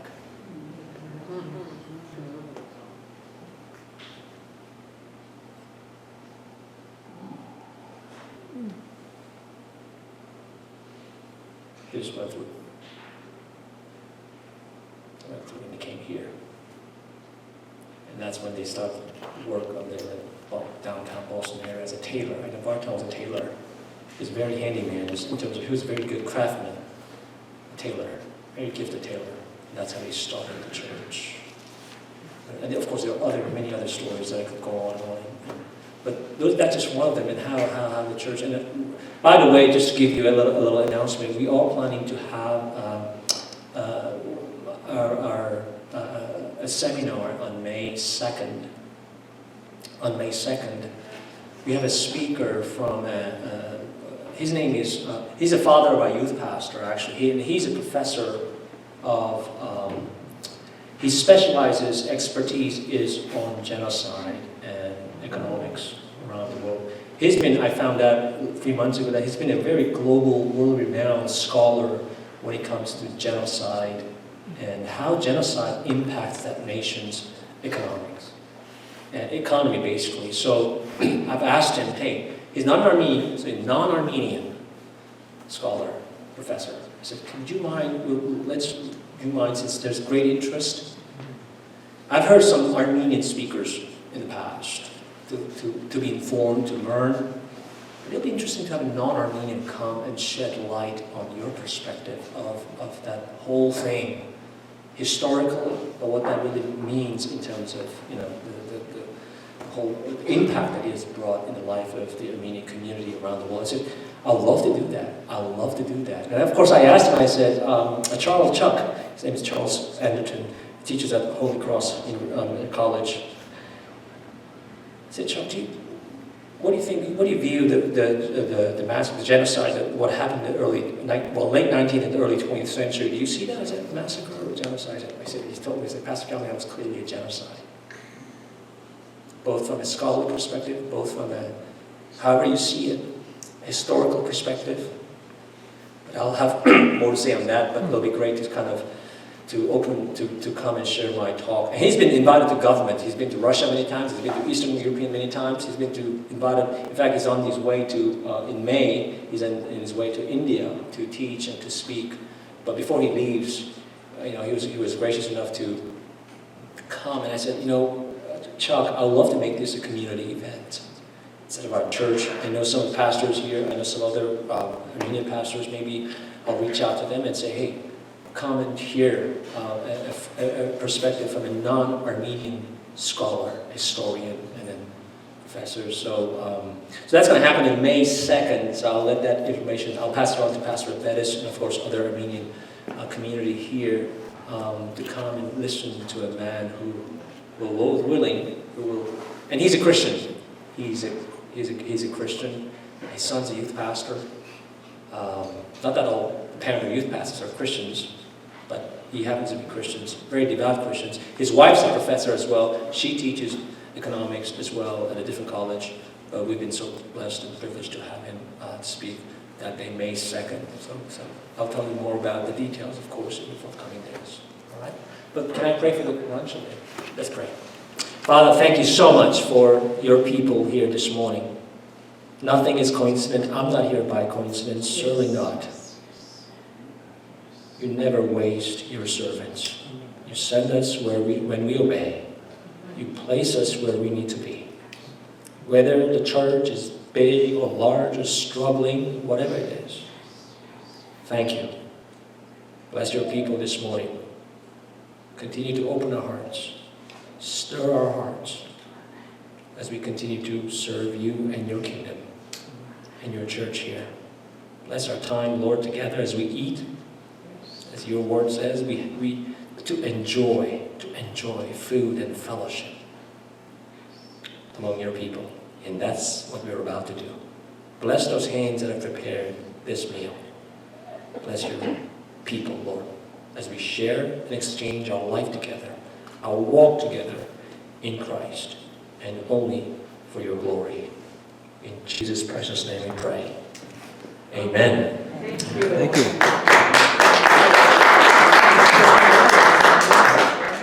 When you come as kind of for me at least, an outsider, and you go into a church where it was formerly an Armenian church, It was not, of course, always called an Watertown Evangelical Church. It was called, trying to get this correctly, United Armenian Brethren Church.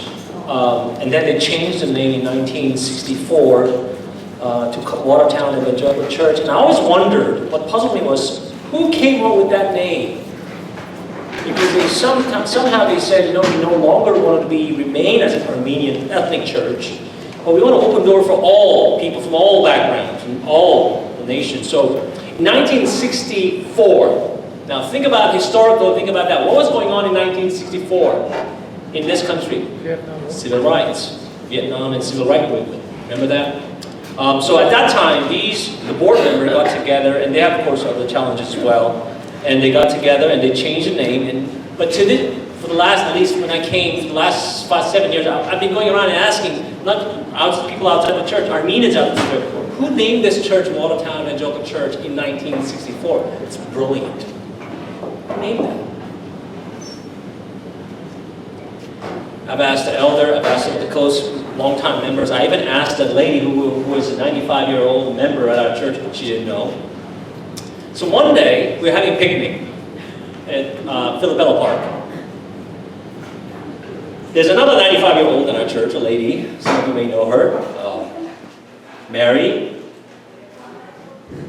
So I'm like, Mary. So one thing that bothers me, what's bothering you? Nothing bothers me when you're 95 anyway. She was like, she laughs and she's, what's bothering you, Calvin? I said, I just don't know who came up with that name in 1964. No one seems to know it. I've asked a former member. I've asked those members who moved out of state, you know, formerly who attended Watertown Evangelical Church. They don't know it. I've asked a pastor who was at our church for 19 years. He doesn't know it. Who named that our church Watertown Evangelical Church? And she laughs, right? She laughs. I'm like, okay, I don't think anything's funny about that question. She looks at me and says, Calvin, do you know who named that? Who? Which pastor? Which board member? Which elder? She laughs and she says, 2 words. I did. I've been going around writing the wrong people. She was right on my nose every Sunday. I could have gone to her and say, and I said, really? How? I mean, it's brilliant. The story goes, one day the board came up and they said, we were, you know, every time you change a church's name, boy, that's a huge. You change a carpet, you think that's sensitive. You change the color of the wall. You change a name, that's everything. That's changing your identity. To a lot of you know how that feels like, especially as part of the immigrants who come out of that genocide, the whole thing. So the board was struggling to find out a name. Like, what do we do? What do we go with? Do we go with this?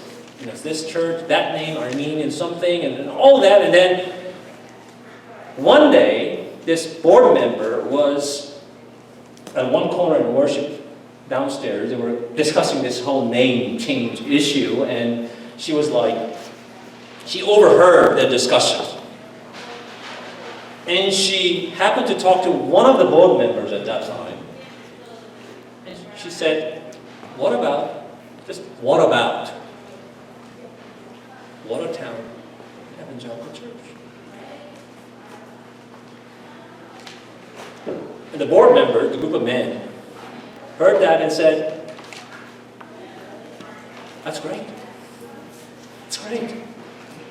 And so they adopted that name, and ever since, that was the name change that occurred in 1964, and ever since we were called that in the Watertown Evangelical Church since 1964. In any case, all that to say, I was sharing on the lunch period here, by the way. You know, we were in efforts. Excuse me for sharing my personal story, but we were trying to look for buy a house in this area, and you know, and so you know, the housing market has been just tapped out and nothing's out there. And we were looking and looking, and we were renting at that time in Watertown. And there's one house that we found in Woburn, which our realtor told us, Calvin, you don't want to move to Woburn. I'm like, why not? There's nothing out there in Watertown, nothing out there in Watertown. It's going up, the price is going up, and Lexington is a no. Belmont's a no way. It's funny because we were originally thinking, why don't we move to Lexington or Belmont? So our realtor was laughed. She was at our first meeting. She laughed away. Oh, so you want to move to Belmont? Yeah, we want to move. Okay, so meet me tomorrow. And so we met. I said, what's your budget? Here's a budget. Let me take you. She took us to this one house, 3-bedroom house. Oh, it was not livable. So it's okay. We'll work it through. Let's go inside. This is what you'll get with your budget. I'm like, okay. Belmont out, Lexington out, let's go out. So we started looking out, and we came across, long story short, we came across this house in Woburn, and guess what? The moment we walked in, remember how I said my first English teacher was Armenian, piano teacher was Armenian, all these Armenians that I encountered, the first church that I started serving in Watertown is formerly an Armenian church. The house that we purchased, this house in Woburn, our previous owner is Armenian. I said, Lord, I can't get away from these Armenians. Not around here. They have me gripped. Boom. Even my house is Armenian. And we're in a great relationship, by the way. She lives down the street in Woburn. She actually loves the town so much. But anyway, she attends St. Stephen. So I've been trying to talk to her, but it seems to challenge her. But anyway, we're in good terms, and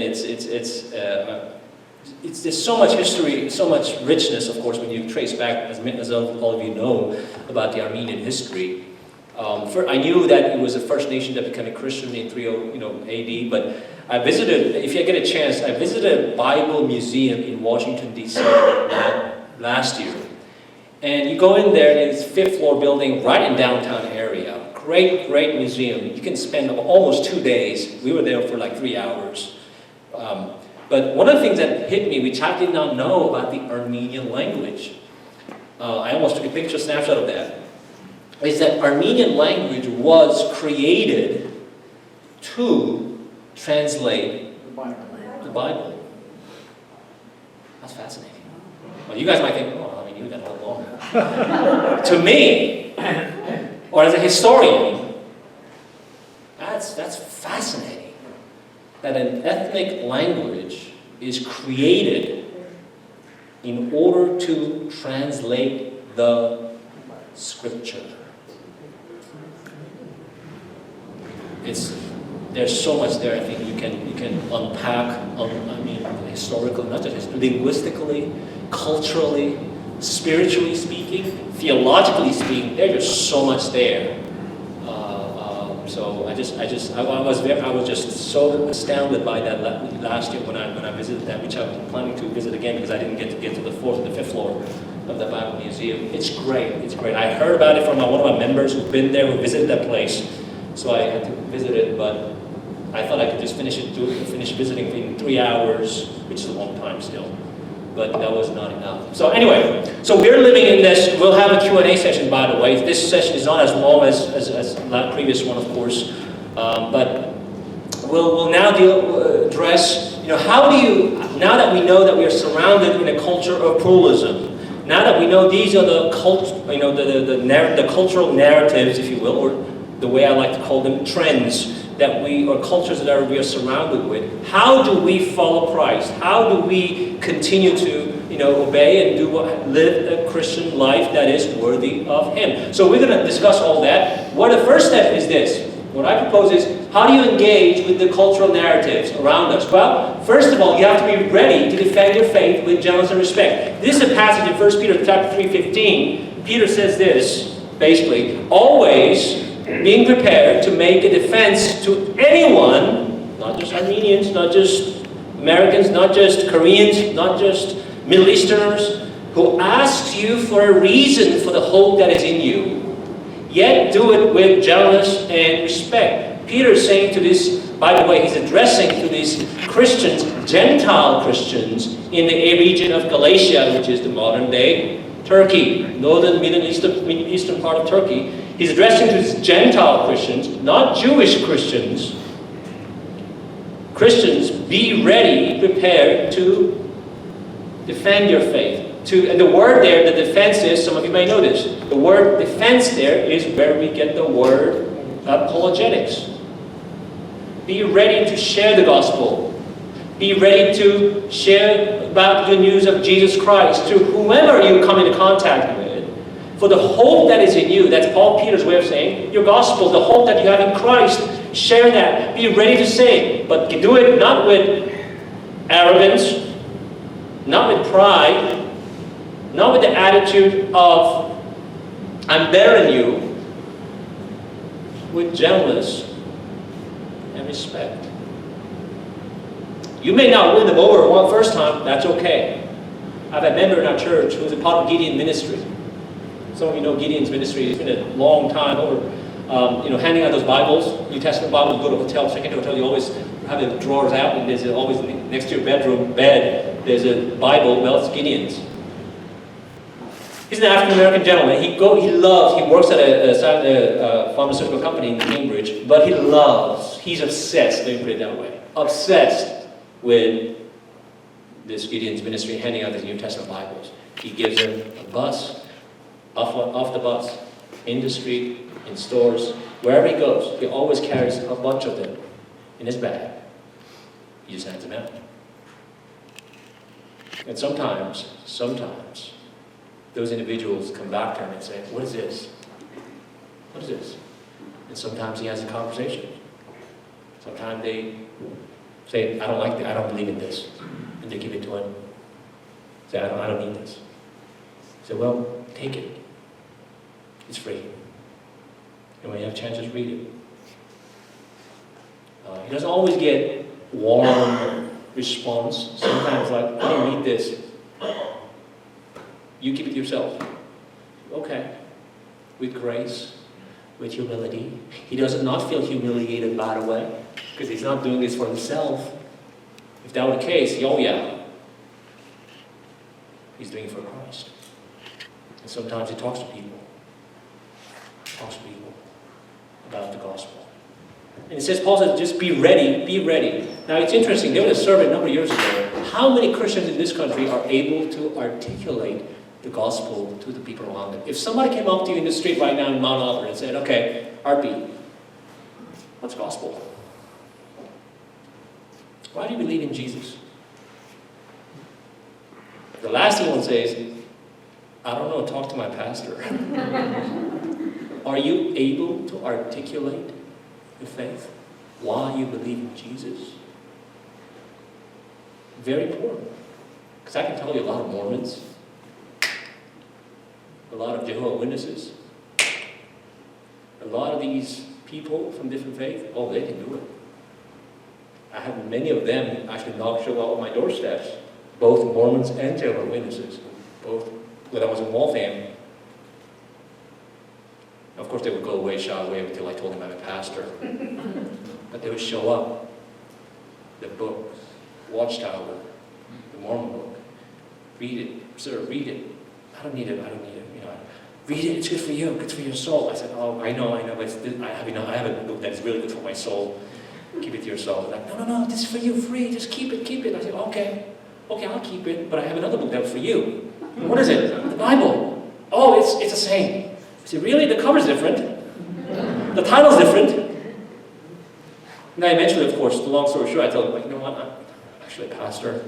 I'd love you to come in and let's have a talk. You know what they do? Oh, we have to go to an house, sorry. We have to go home. Okay, well, bye. But follow the right Jesus. Follow the right Jesus. We have to be ready to defend our faith.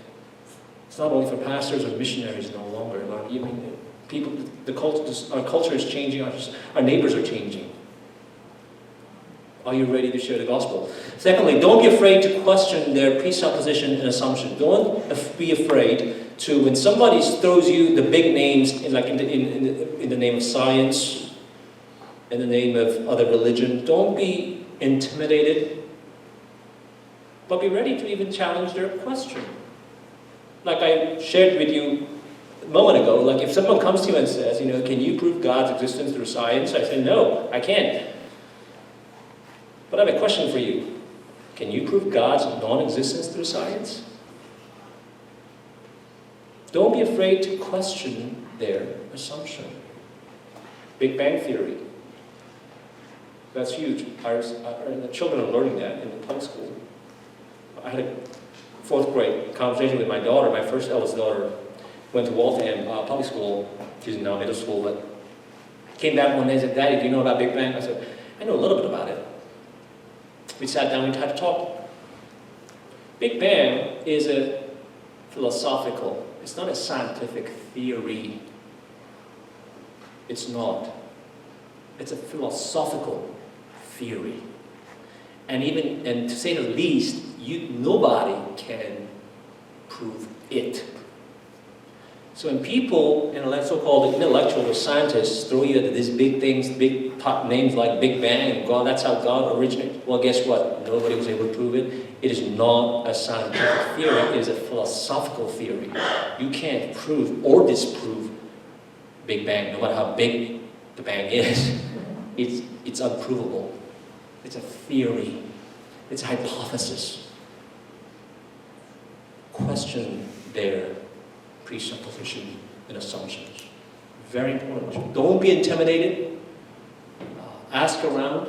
Ask your pastor. Ask other fellow mature believers. Don't take their words at their face value. Very important. Thirdly, show their inconsistent worldviews. Very important. How inconsistent their worldview is.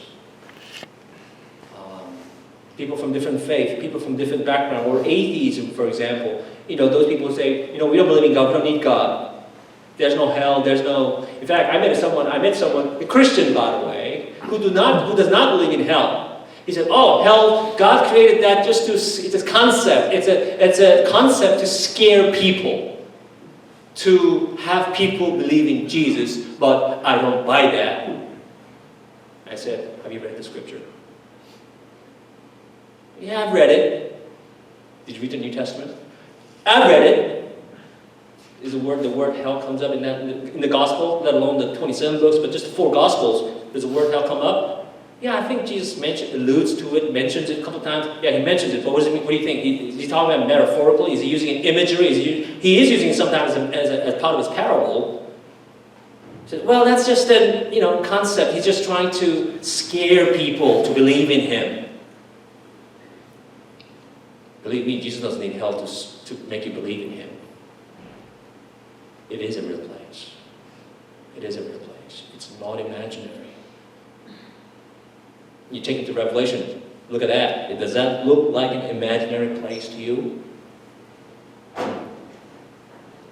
Very important, you think you know. Not until you really ask them the motive and the questions that they're trying to challenge you with. You can always go a step further and say, why ask me that question? Why do you think that is not the case? Or why that is the case, according to the gospel? So don't be afraid to show their inconsistent worldviews. Oppose gently and humbly. You oppose. You disagree. It's okay. It's okay. Did Paul oppose? Peter, did he oppose? The apostles, the Christians, throughout the church history, sometimes you have to oppose, you have to resist, you have to say, you know what, I don't buy that. I don't agree with you, but you do it what? Gently and humbly. And that's a hard part for some Christians, I get it. Because when we get fired up for Jesus, we're like, you're wrong. We have all that arsenal in us and we all try to attack them and you condemn them and judge them, what have you. But Peter says in 2 Timothy, Paul tells Timothy, it says, correcting his opponents with gentleness. Do it with gentleness, Timothy. As Timothy, you know, he was a leader, pastor in Ephesus. God may perhaps, Paul says, perhaps grant them repentance, leading to a knowledge of the truth. God may lead them to the gospel, and they may come to their senses and escape from the snare of the devil. after being captured by him to do his will. He says, Timothy, it's okay to disagree. It's okay to resist. It's okay to teach the right doctrine. The rest of the paragraph chapter goes on to talk about that. Timothy, it's critical that you teach the right doctrine, biblical doctrine, but resist them, correct them with gentleness. Why is that important? So that, who knows, God might lead them to Christ. Who knows, Paul says. And that's very important. Because we have many people in Watertown, I'm not talking about in the country, Watertown, who left the church many years ago. Why? Because somehow in the past, for 10 years, 15 years ago, 20 years ago, they went through an experience where the Christian looked at them and condemned them, judged them, and they said, you know what, if this is church, I'm not coming back. And they left the church for good. My hope is that they're slowly coming back. I tell my prayer group, we meet every Thursday evening, 7 o'clock. I said, okay, you know what? I told them in our first prayer meeting group a couple years ago, I said, we're not praying for this country. Oh, we're going to pray for the country, we're going to pray for the leaders, all that. But specifically, I want us to pray for that Arlington Street strip. So we've been praying, focusing on those people, on that whole street, Arlington Street, entire strip of residents. So let's pray. There are ample fish here to catch for Christ.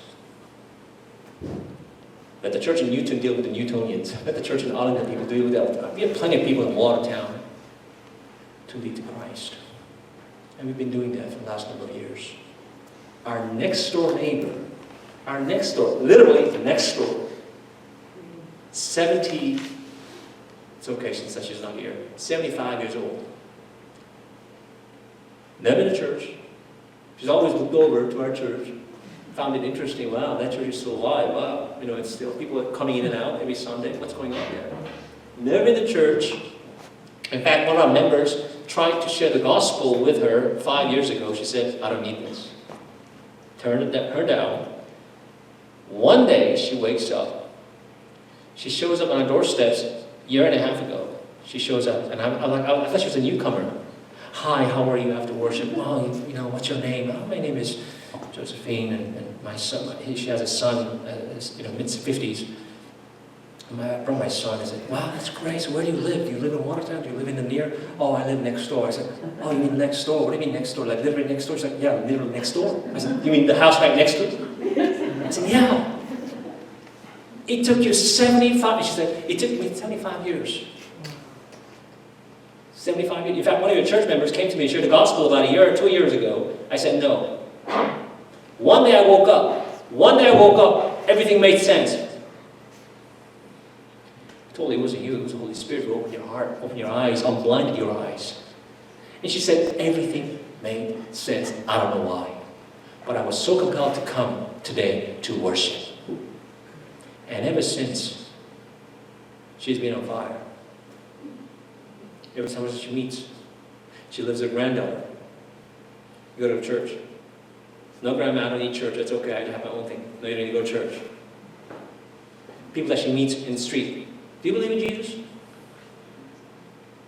There's no shame. And it's okay if people reject her. It's okay. Why? She's not doing it for herself.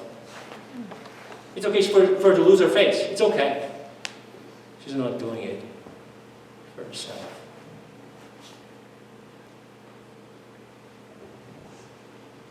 Oppose gently and humbly. And finally, of course, diversify your interactions with books and people. Very important for you to diversify your interactions with books and Armenian people. What I'm trying to say is, let me paraphrase this, don't just mingle around with Armenians. Mingle around with people from different backgrounds, different cultures. There's one strength that we have as Korean ethnic people, Korean people and Armenian people. You know what it is? One positive is strength. We are so sticky. We stick together well.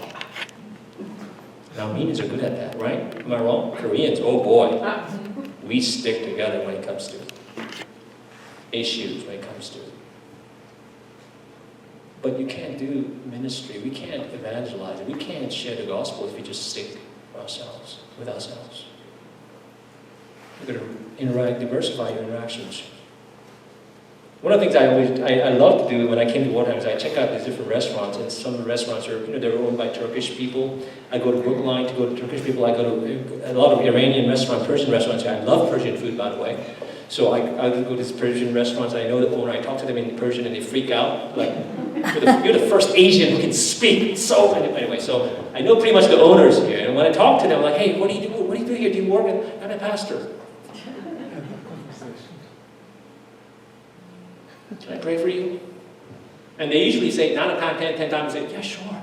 I mean, who would resist a prayer? Especially from a pastor.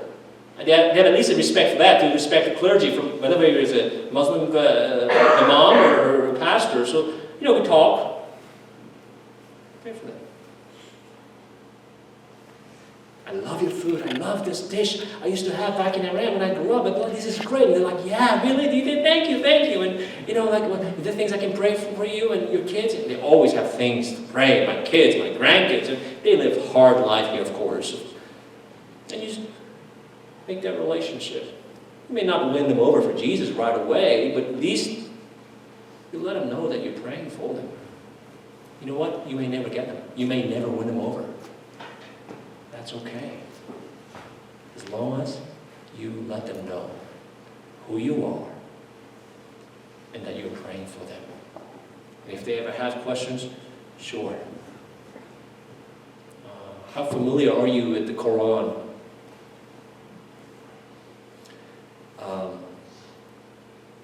I have a book, English translated. I didn't bring it with me. I should have, but the title is The Glory of the Quran. I don't read that. I haven't read that back to back, cover to cover, but I read. Why do I read? Why do I read that? Why? So that I'm familiarized when I talk to another Muslim. I just don't tell them Islam is just wrong and I'm right. You should believe in Jesus. No. We have a conversation. Oh, I read a little bit about Quran. I'm not an expert, but I know a little bit. Is that what it says? Abraham, we have Abraham, Ishmael. We love Abraham. It's interesting. The only people that you would have said that Abraham is your father of faith is Jews. Every time you say to the Jew, another Jew, Orthodox Jew, I don't mean just, you tell the Jew and say, we were children of Abraham. That's an insult to the Jew. And they'll say, no, Abraham is our father. You're not. You have no right. What I used to do is, I still do it, every time I come across a Jewish brother, I say, okay, you want to get technical? Okay, let's get technical. Let's go back. Genesis. Okay. He's the grandfather of Jacob, father of Isaac, Abraham. Okay, so I get it. Father of Israel, Israel. Change the name, Jacob to Israel, I get it. Father of whole descendants of Jewish nation, I get it. But, okay, let's not stop there. Let's go back. Take it a little further. Where's Abraham from? Where's he from? Where's Abraham from? Haran? Okay, he made a stopover in Haran, and that's where his father Terah died, in Haran. It's a southern part of Turkey. I've been there about 8 years ago in Haran. Interesting city. He's actually from where? Ur. Where's Ur today? Who said that? Iraq. You look at any historians, you read any. Supposedly it's in that region, Iraq. Let me ask you again. Ethnically, where's Abraham from? Is he a Jew? No. Not even close. Where's he from, technically? If you want to get technical, where's he from? And they can't deny that. They know he's out of order. They knew God called him out of order. Where's he today? Iraq. So technically, I know you've got to be very careful when you say this to another Jew. Last thing you want to do is insult Abraham that he's from Iraq. But technically, ethnically, Abraham is ethnically an Iraqi. Take that to the Jew. They will be furious. But that's what it is. Don't pretend he is a Jew. Originally, that's what it was. By God's grace, he called him out of Iraqi pagan culture at that time. And God led him, he made a stopover in Haran on the way to the Promised Land. He lived there a number of years. His father Terah died there, and then eventually God led him down to where the Promised Land came. And when God said to Abraham, Genesis 12, Abraham, I will make you the father of Israel. Is that true? I will make you the father of a nation. Is that true? Read it to yourself. It's your Old Testament text in Hebrew. God says, Abraham, you will be the father of many nations. So he goes back to the Jewish brother and say, okay, it says many nations. It doesn't say Israel, it doesn't say Jerusalem, it doesn't say just the Jews. Nations. Linguistically, grammatically, spiritually, theologically, you take it anywhere you take it. To me, Abram is a father of many nations. So let me say that again. He is also, I am the descendant of the father. Spiritually, he's my ancestor. I'm the descendant of Abraham. He just walked away. He walked away. But I hope he walked away thinking, because I was not being unreasonable. I was not being rude. I was not being irrational. Understand this is what it is. Don't assume, don't think that they've got it all. No, really, literally think, let's get to the word and see where it came from. And you don't do it with arrogance. You don't do it with such posture of pride. Oh, see, I got you. No. You do it with gentleness. You do it with grace. You do it with humility.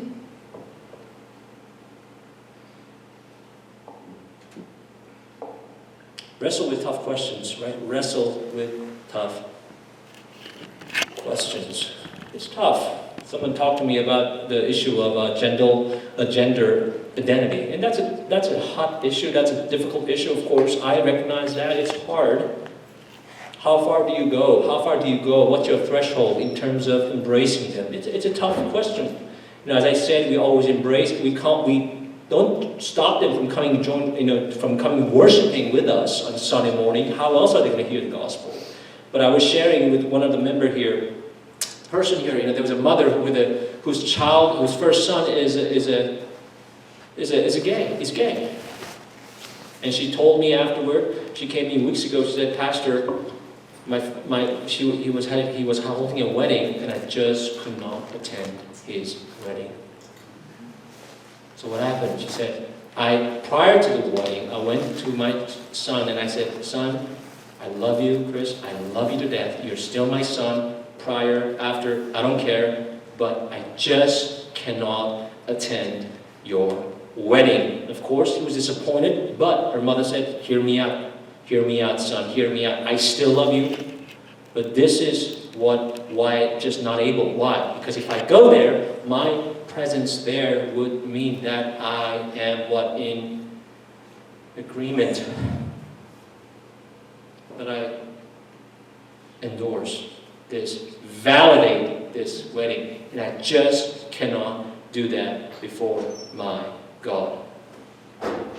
And her son it was hard. The wedding is one of the hard few things that you have, of all events throughout life, that's one thing that you want to be there. He understood it. It was hard. We talked, we prayed. I prayed with her. I talked with her son. He comes to our worship. When he's around, he's a professor out there in the West Coast, but when he comes to Watertown, he comes with her mom, he comes to our service. It's an ongoing discussion. It's an ongoing discussion. But these are some of the, you wrestle with tough questions. You don't just overlook and just kind of brush it off under the rug and say, you know what, the Bible says this, period, over, you're done. You're bad and evil, and I'm the better one and the righteous one. No, you talk about it, but these are tough questions because it pertains to your life, sometimes your relationships, the people that you dearly love. Expect to be opposed. Expect to be opposed. Let's be honest. Nobody wants to be opposed.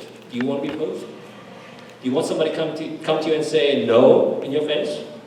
I don't. I don't. Jesus says in Matthew 10, verse 22, you will be hated. Raise your hand if you want to be hated. Anyone out there? Yeah, Pastor, I want to be hated. That's my thing. I try to intimidate people, provoke people. Jesus says, you will be hated by everyone, not some people, not those minority people, everyone because of me, but the one who stands firm to the end will be saved. The one who stands to the end firm, stands firm, and that the word there, I don't get too deep, nitty-gritty about the original language, but it's there that you're standing there unwavering, you're standing there firmly rooted in the ground. Not compromising, not giving in. For the sake of politeness, for the sake of being nice, for the sake of love. I know sometimes people abuse the word love. They throw that word love for everything. To defend their certain views and positions, social positions. That's an abuse of love, by the way, the word love. God doesn't say, I love all, so just come and I'll just love everything. Love everything. Any lifestyle, any things, any values, any principles, I don't care. I just love all people. Sometimes we fall for that trap. Yes, God loves everyone. God loves the world. Yes, He does that, but doesn't mean He loves all sins. He loves all ungodliness for the sake of love. No, He doesn't do that. And Christians, when you stand up, you will be opposed. I'm going through a series in Revelation right now, and we just finished the second church, the 7 churches. The second church was Smyrna Church. The Smyrna Church, of course, was a church under tremendous, tremendous persecution. All they had to do, they were beggar poor, and they were persecuted for not saying two words, Caesar, Lord.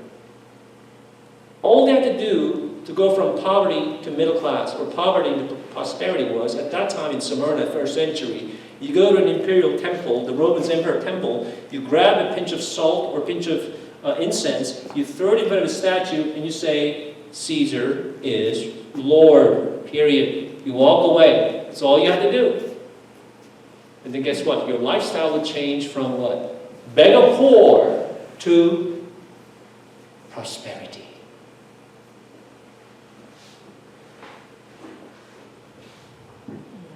But did you know Smyrna is one of 2 churches that Jesus does not rebuke. There's no rebuke.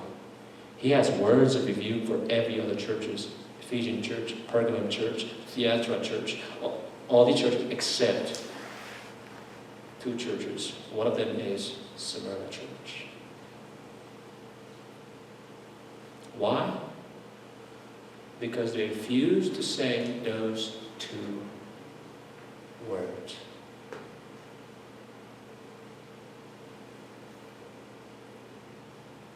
It's a tremendous challenge. I told our church family, I said, what if What if the government started imposing taxes 70%? If you attend church on Sunday morning, you're going to pay 70% tax, your income tax. How many of you would I see you on Sunday morning? How many of you? Oh, this was a real challenge for them. In the first century, guess what? We're facing a host of another challenges in the 21st century. But in essence, at its core is the same. Are you willing to stand firm to the end? If you're not, I read the book of Revelation. I'm sure you pastors as well. In the last days, there's a whole lot of Christians who will, by the way, compromise. Once that faith factor rubs their skin, once it becomes a matter of livelihood and death, a lot of people will compromise their faith. It's understandable. It's hard. It's hard. So we oppose, expect to be opposed. And have you ever been opposed? Sometimes I challenge my church congregation. I say, share the gospel. I know it's a little, I tell them, share, spread. You need to at least, you need to be, you should be opposed at least once. Those of you who've never been opposed, get the gospel out. Shame on you if you've never been opposed for Jesus' sake. Do you know what it's like to be opposed? You're being opposed for Christ. None of us will ever come close. Because who was opposed, ultimately? Oh, you know how much Jesus was opposed? You don't want to go there. He knew he was going to be opposed. He knew he was going to be dragged to the cross, slaughtered to the cross. Don't tell me, Pastor, I'm so happy because I've never been opposed. You get yourself out there in the street at least once in your lifetime. If you're going to meet your resurrected, exalted Christ in the end, at least feel it. What it's like to be opposed. You understand then the gospel. You understand then why Jesus says, I'm sending you to the pack of wolves out there. Not the pack of sheep, the flock of sheep, the pack of wolves. The premise there is, of course, Jesus is saying, you will be opposed. Guess what? Sometime you will be what? Pack of wolves. You will be eaten, persecuted, death. And that's what happened in the first century. That's not just what happened in the first century. Throughout the centuries, even today, a lot of Christians are dying unnoticed, unreported.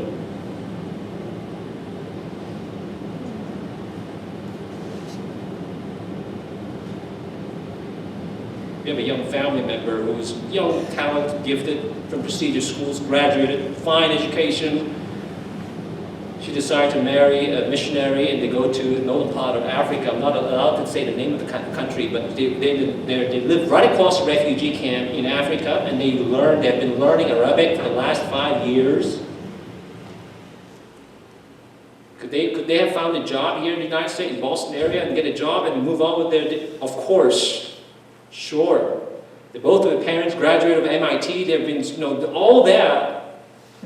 Somehow they chose to go to a place, Northern Africa, to learn Arabic for the last 5 years, and they're now that are proficiently, they're good at it, at least to a level where they can actually share the gospel. They're on sabbatical this year, and they came and for 6 months.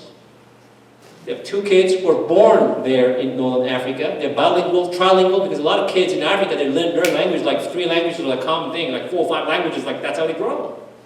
They would grow up with that language, those languages. And they say it's hard. Surrounded with Muslims. It's a refugee camp. Muslims, refugee camp. I told them, I need you guys to come over here. We're trying to have a seminar in the month of March, and I said, please, disclose your lifestyle there, please, for our church family here. Because we're all cozied up here. Tell us what you go through. I know we support you financially, we support you prayerfully, but please shock us. Burden our hearts.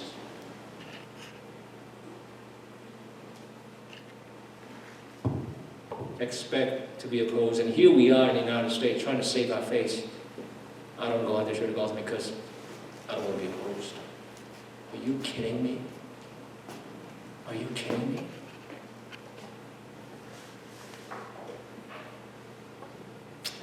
Of the gospel biblical worldview, of course, when at the end of the day, that's what it is. That's what it is. Offer them the gospel. Offer them the biblical worldview. And they may say no. They may resist you. They may oppose you. They may disagree with you. That's fine. Don't try to give in. Don't try to compromise at the expense of being polite. I'm not saying be rude. No. You do it with gentleness. You do it with humility. But you offer them what the Scripture tells you to say. At the end of the day, that's what it boils down to. It's not what you think. It's not what I think. It's what the Scripture tells me to say to that person, man or woman. You do that.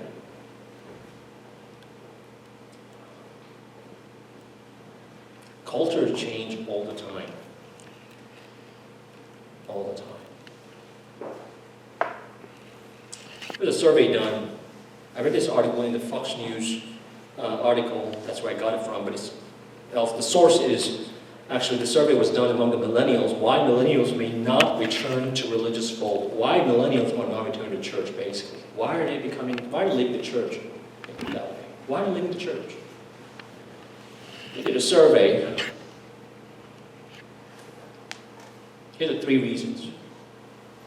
Number 1, never had strong ties to religion to begin with. They never had strong ties as it was in their upbringing. No one told them. No one came along and said, hey, this is important to you. No one came along and said, this is what you should believe. Now, one thing that really shocks me, even to this day, when I came from India to the United States, one thing I'm still trying to figure out, okay, is this. And correct me if I'm wrong. I've said this many times to our church, to my congregation. One thing I just don't get it with the American mindset, their way of thinking is this. You know, they take the children to church every Sunday, and they go to youth group and high school, middle school, high school, and they go throughout the seasons. And then when they go off to college, not all parents now, I don't want to overly generalize, but a lot of them say, okay, son, daughter, you're going to go and make up your own mind. I'm not going to tell you what to believe. I'm not going to tell you that this is the way. Why don't you go and find out for yourself, explore, be adventurous, go and decide on your own what faith you want to go after.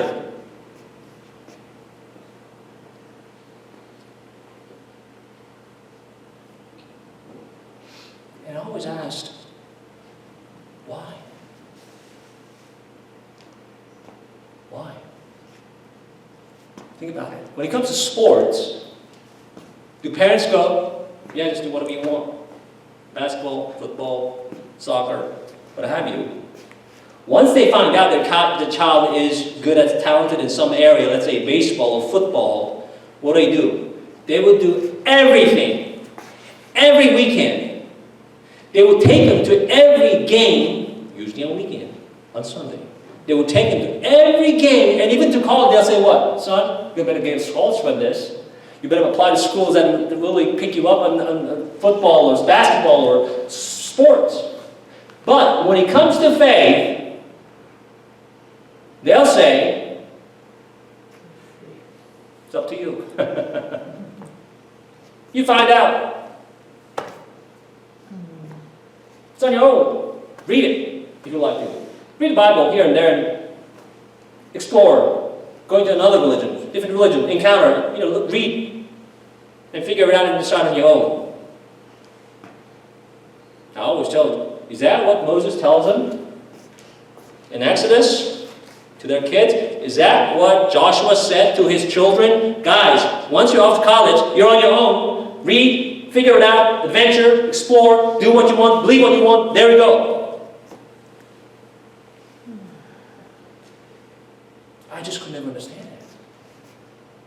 Of all the things that you want to be adamantly unwavering is, yeah, sports are important, tell them scholarship.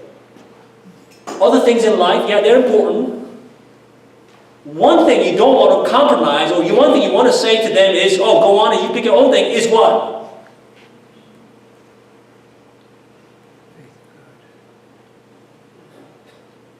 It's Christ. You made the offer to disagree with you if you said Yeah. that. Wouldn't it be better for a child to come to their own acceptance of Christ without being mandated by their parents? Sure. So if you tell your child, go out into the world, try different sports, they may find one that they like. You tell your child, you're going to go out into the world, you're going to college, you're going to have to make lots of decisions Sure. about social interactions, social Sure. situations. Hopefully you have given them the foundation Sure. that they can make their decisions. That's right. Shouldn't that be also the way they find their faith? Yeah, and I'm with you 200% on that. What I'm worried is there hasn't been that, I haven't seen at least, not all, again, I don't want to overgeneralize, I haven't seen enough reinforcement that takes place to lay that foundation at home. Because a lot of parents are nowadays, they're so busy, they're so committed, overly committed to their activities. What I'm concerned, my concern is once they leave their nest, 12th grade senior, they don't have that foundation to which they can reference from. Because once you're in college, and no wonder for the last 20, 30, I can even go back 50 years. I mean, it's a known fact. When kids go off to college, it was true when I was a youth pastor. It was true when other people were youth pastors 20 years ago. Recently, 5 years ago, when college students Christian college students go to college, attend college, over 80% of them, guess what? They leave the church. Now, there may be many reasons, but one thing that I know, at least I'm aware of, is they don't have that strong, as you say, the foundation that they need, from which they can reference as they interact with all these different, one of the classes they take, classic classes, is world religions. You take world religions.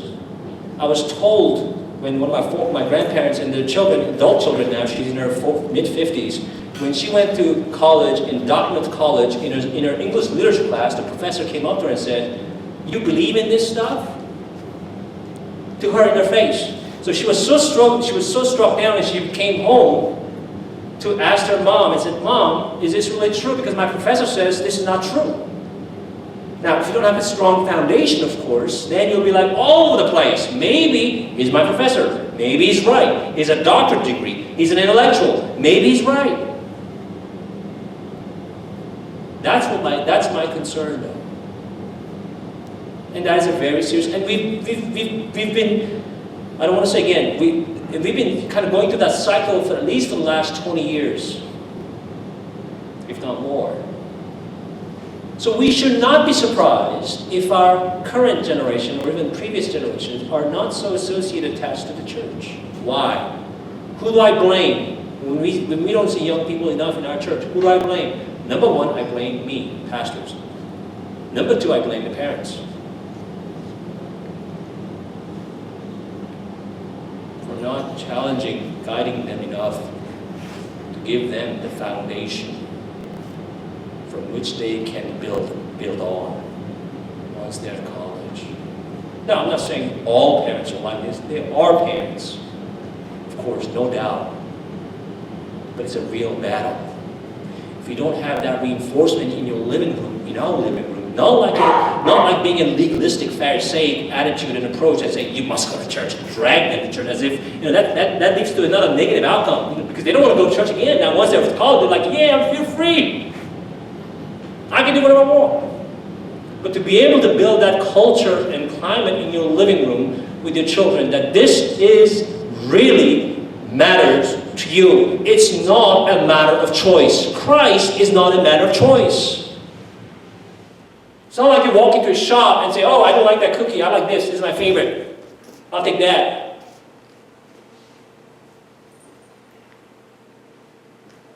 This is life. This is life. Excuse me? Yes. Yeah, I want Roger. to say something. Don't mean to interrupt. But you said 20 years. It's been going on for 20 years. The pulling away the next generation. I think it's even into the 60s, going back to the 1960s. Yeah. When I remember Time, I don't remember, I did some research and found out later, Time magazine had a front cover. It said, "Is God dead?" Yeah, that's right. Yeah. I think Yeah. they made a movie out of that a number of years ago, of course. This is the game that Satan has been playing. He gets into the marriage. If you can't get your marriage, guess what we'll get? Get your kids. And you can, I'm a pastor, by the way, and everyone thinks, I have no problem, I'm challenged, I'm good, all pastor kids are good. That's not true. But, my kids will be attending public school now, and, we've been intentionally, you can call it indoctrination if you like, but I don't mind if you blame me for being indoctrinating my kids with the Christian truth. I've been telling them girls, I have 3 girls, I said, girls, the most thing important in life, it's not school, it's not a job, it's not even mommy and daddy. And they know what I mean. The most important thing in your life, remember this, it's following Christ. It's believing Him. He's everything. He's everything. Even when mommy and daddy are gone, one day we'll be gone. That's the most important thing. And I brainwashed them. And if you want to accuse me for brainwashing, go ahead. I brainwashed them. Guess what? Once they go to college, the word brainwash will seem so tiny compared to what Satan does to our children on college campuses. And I don't mean we have all the, we got it right, as long as we grip on our children, they're going to be fine Christians. No, I've had Christian parents who've been through Christian elementary school, Christian middle school, Christian high school, Christian college, and guess what? Today they are not Christians. They don't attend church, they don't read the scripture, they don't believe in Christ. And you figure, what happened? See Calvin? It's pointless. You do all you can throughout their child rearing period, and voila, they go off to college, and Christian college, and somehow they're lost. And I tell them back. I tell them again, say, the game's not over. Please continue to pray for them. That doesn't give you rationale and justification for you to not to engage and lead them to Christ and show them the importance of Christ and following Christ for the rest of their life. No, that should encourage you and compel you to do even more. But the game is not over. Who knows? Who knows?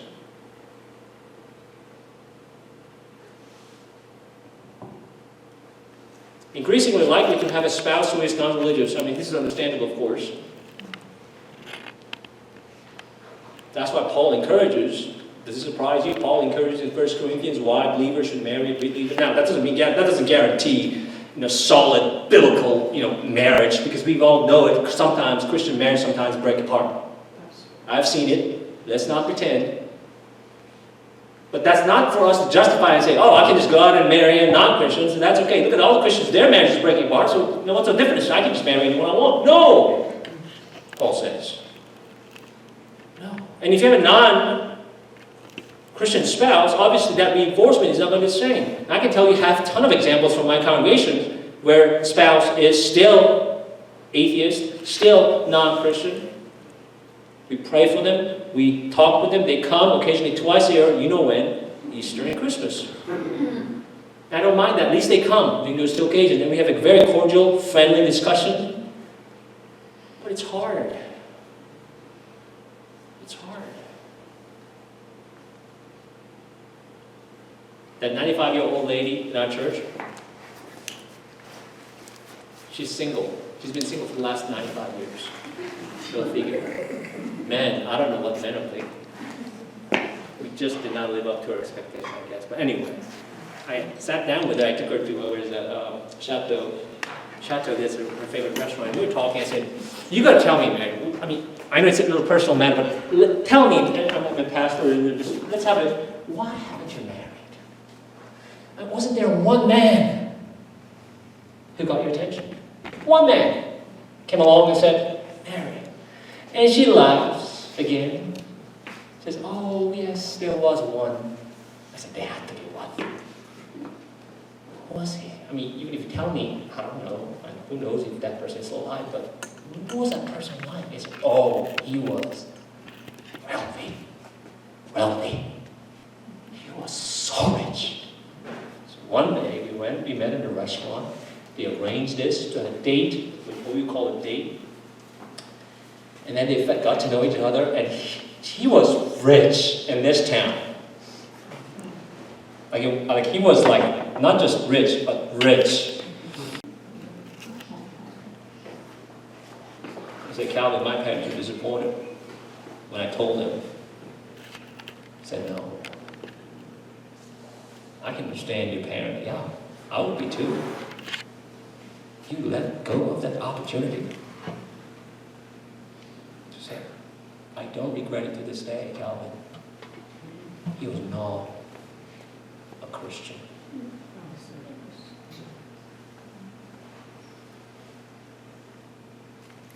I said, "Mary, good for you. All these years, Christ has been your best husband." So that's one story. That's her. I had to go to another relative's long-distance relative funeral. You can see, pastor gets called a lot, not just your members. They're long-distance relatives. So I had to go down to near the Dedham area to lead a member of our church sisters. Go to her African-American lady, mid-70s, lying in sofa bed. She doesn't have that many days.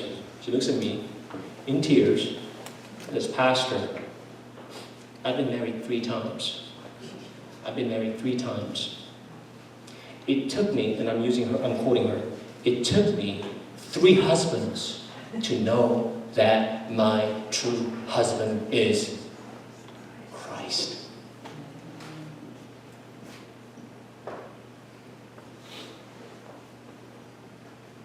Two different ladies. What's right, what's wrong? I don't know. But I can tell you a lot of young people are leaving the church.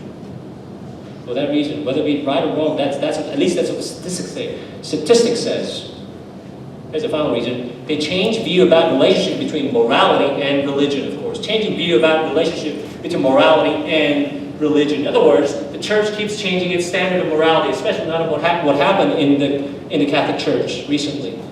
They have no trust. They have no accountability in the church. They say, "You know what? If that's what's going on in church, forget it. I don't care if it's Protestant. I don't care if it's Roman Catholic. I don't care if it's just the name church. Anything a name has to do with the church, I'm out of here. I'm done." Disappointments, scars, pain, betrayal. We all understand that. They leave the church. It's easy to build your credibility over the last 1,000 years about the church, but it takes one day to shatter that credibility. It's like getting your own credit score. You know how you build your credit? You use it, you pay every time, monthly, bam, bam. You're like, "Wow, I can't believe I'm at 800.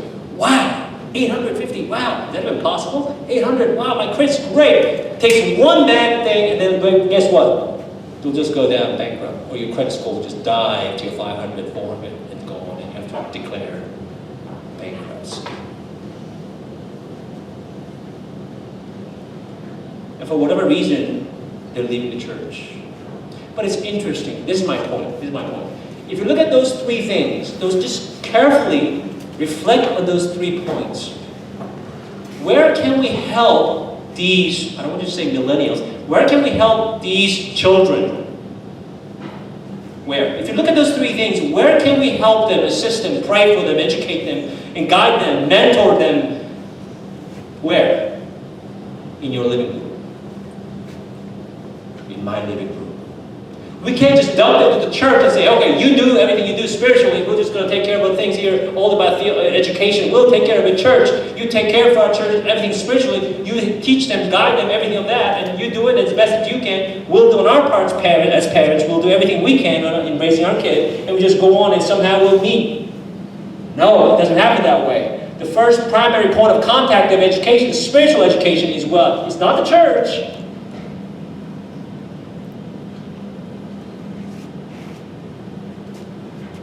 Your living room.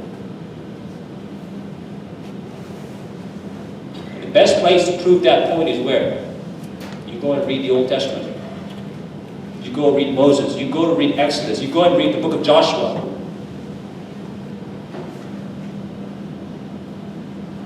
You educate.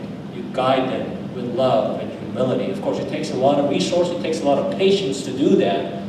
And that is our primary role as parents and grandparents, to guide them, to lead them to Christ, and help with God's help and with the Spirit's help to let them know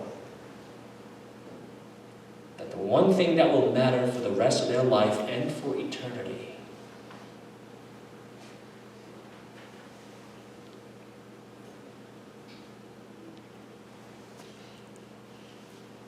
is to follow Christ. See, cultures will always swing back and forth.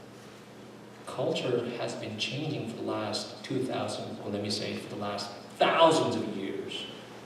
Every generation, every era, every period, culture has been swinging back and forth. Sometimes it's been mild in terms of persecution. Sometimes it's been worse. For example, in the first century, but the culture is there to challenge Christians. But one thing that will remain unchanged, one thing is Christ, that will never change. His promise, that will never change. And one other thing is, Lord willing, your and my commitment and devotion to the church. And if we can somehow as parents or as grandparents, can somehow impart that to our children and grandchildren gracefully, humbly, in your generation and in my generation, maybe these three things will begin to change.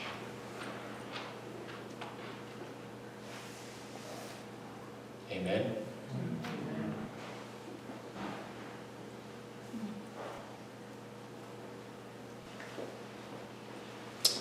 I'm tempted to end here, and I'll probably end here. I have one other thing, but I'll probably save that. You know what? Let me just say it. Almost like, okay? I'm actually working on this. I'm trying to kind of write a book on this, but anyway, this is it. Know the facts, blind litmus test for the gospel. Okay, how do you know the gospel? How do you distinguish? How do you discern the gospel is a truth as opposed to all the other out there? Okay, all the pluralism, all the religions, all the faiths, all the cults out there. By the way, I've been sharing with Pastor Avedis, Korea has been really affected by coronavirus. Now we have more deaths, of course, in Iran. But we have a lot more patients who've been affected by coronavirus in Korea. Primarily because there's been for the last decade or two, there's been a cult movement. There's this cult called Shincheonji. Okay, that's what it means. I've actually seen a bus going around in Lexington, by the way, which I was surprised. They have a base in Korea. They have churches in China. They have a base here as well in the United States. But anyway, these cultic Christians have been told to go wherever they want to go to spread the virus. How do you prevent that? How do you prevent that? I mean, they don't go around saying, oh, we're the cultic Christians, we're coming to your church, to the restaurant, to the supermarket, to the grocery store.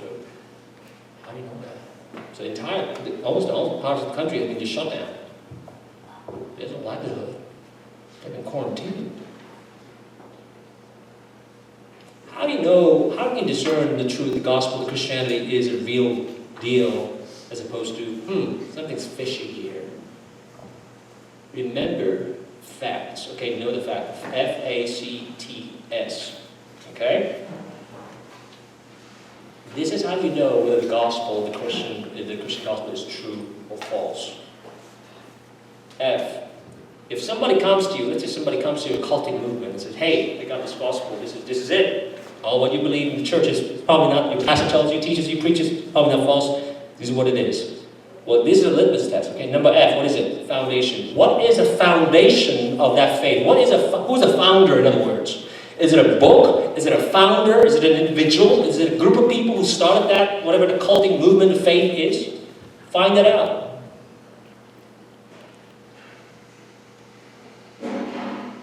Is it true? Examine it and test it against the Christian faith.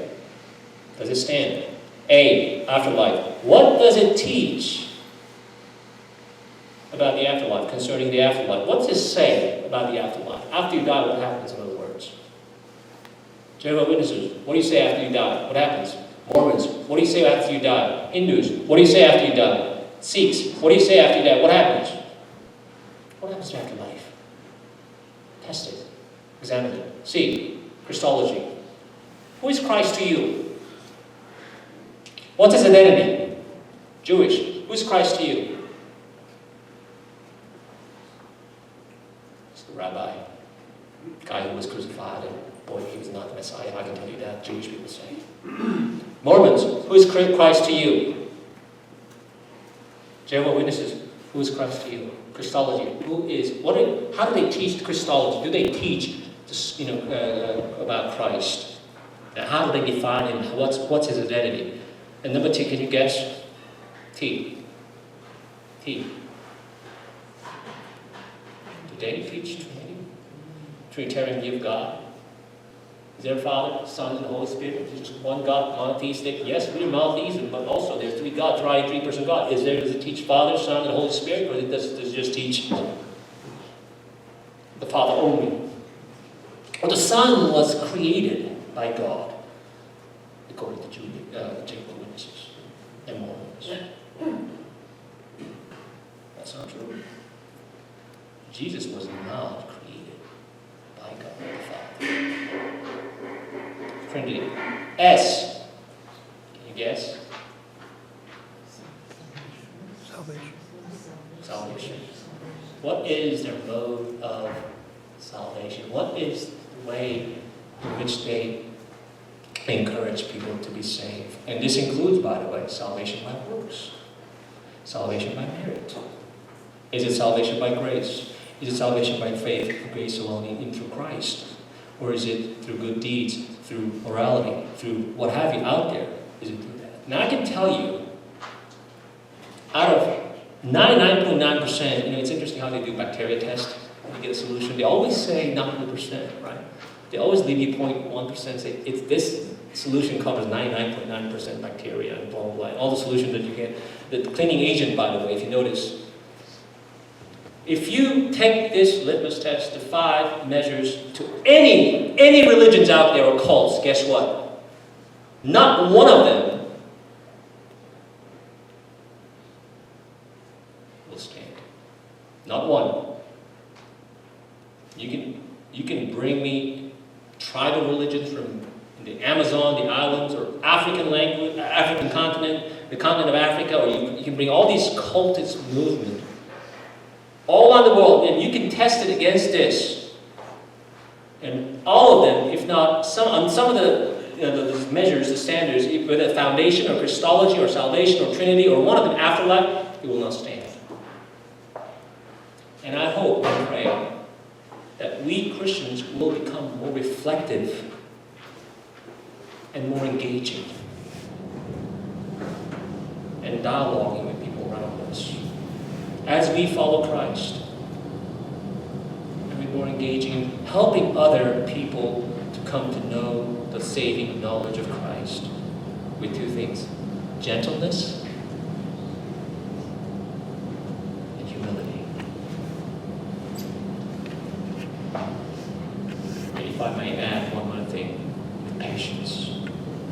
cannot win them over right away. It took my grandmother 72 years to become a Christian.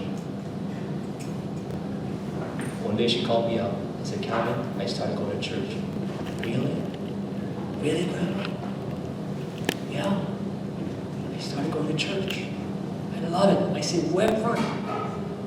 Way up front. I said, don't get too close to the preacher.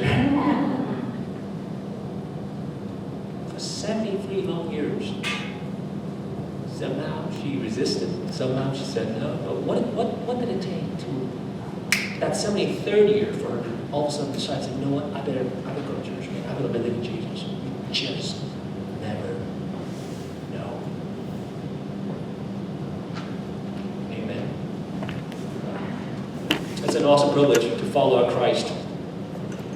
It's a tremendous, tremendous privilege to follow Christ.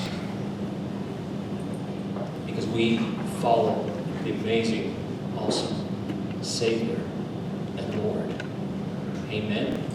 And I pray all of you will be excited to continue to serve and work to help God's church move on. One day at a time. It's not easy. He's been here 17 years. I've only been there 8 years. I told him I always commend pastors who've been stuck with that church. Now, I know sometimes they have to leave for whatever reason. Good reason, bad reason, poor reason. Sometimes they move and move on. To be at a local church for that many long years is not easy. Sometimes you get very repetitive. It gets mundane, routine. There's no expectation. You've been there for so long. But it does say something about a man who's stuck in the church for over 17 years. It took me over 4 years for my church folks to call me pastor, to come up to me, and one person called me and say, because they all thought I'm going to move on. After the second year, they're like, yeah, he's going to move on. Third year, he's going to move? Looks like he's going to move. He hasn't bought a home yet. Seems like he's going to move. Fourth year, maybe he's here to stay. Maybe he hasn't bought a home though. So he can move anytime. It took me 4 years, I kid you not, one member came up to me and said, Calvin, Pastor Calvin, I can officially call you my pastor. I said, thank you, but can I ask you one question? Why did it take 4 long years for you to do that, say that? And she said, obviously, she looked at me and said, I thought you'd move. I said, well, I can't move on my own. I can't really. People think I can. He does all that business of moving. I don't do that. I just go wherever. I serve there how long I do what I did. And last year, when we bought a home from the Armenian family, they all clapped, cheered. They were short-lived, you know why. And one of the members came up to me after I announced it, said, after worship, he said, Calvin, you're stuck with us. I said, great. I have a member in our church, and I want to brag, if I can brag about it, one of my members, she wrote me an email after about 3 years, sent me a long email, CC'd her husband, her children. She's in her mid-60s. She, in details, like, to the point of, like, this is too much information. She basically listed, informing her husband how her funeral should be conducted. Okay? To the nitty-gritty detail. What music, which musicians. I mean, everything. And she was addressing it, well, actually, she was addressing it to her husband, and I was CC'd on that CC. I was CC'd. I told her the following Sunday, I said, Anne, why did you CC me? You didn't have, it's a private matter. I mean, talk it out with your family members and all that. Well, the reason she did that was, she told her parent, it turns out she told her husband, when I die, I want present at my funeral. And the husband said, what if he's not there? Who knows? You know, life happens. What if he's not there? What if he leaves after 2 years? What if he leaves after 10 years? What if he leaves after 20 years? And she said, I don't care. If he's in Korea, get him here. If he's in Europe, get him here. If he's in Africa, get him here. And by the way, all the expense will be paid. And I said, thank you, Anne. So that's what she told my husband. And the songs and the everything laid out. And Pastor Gavin, I want to make it very clear to my husband and to my family, this is how it's going to be done. And you can't say no.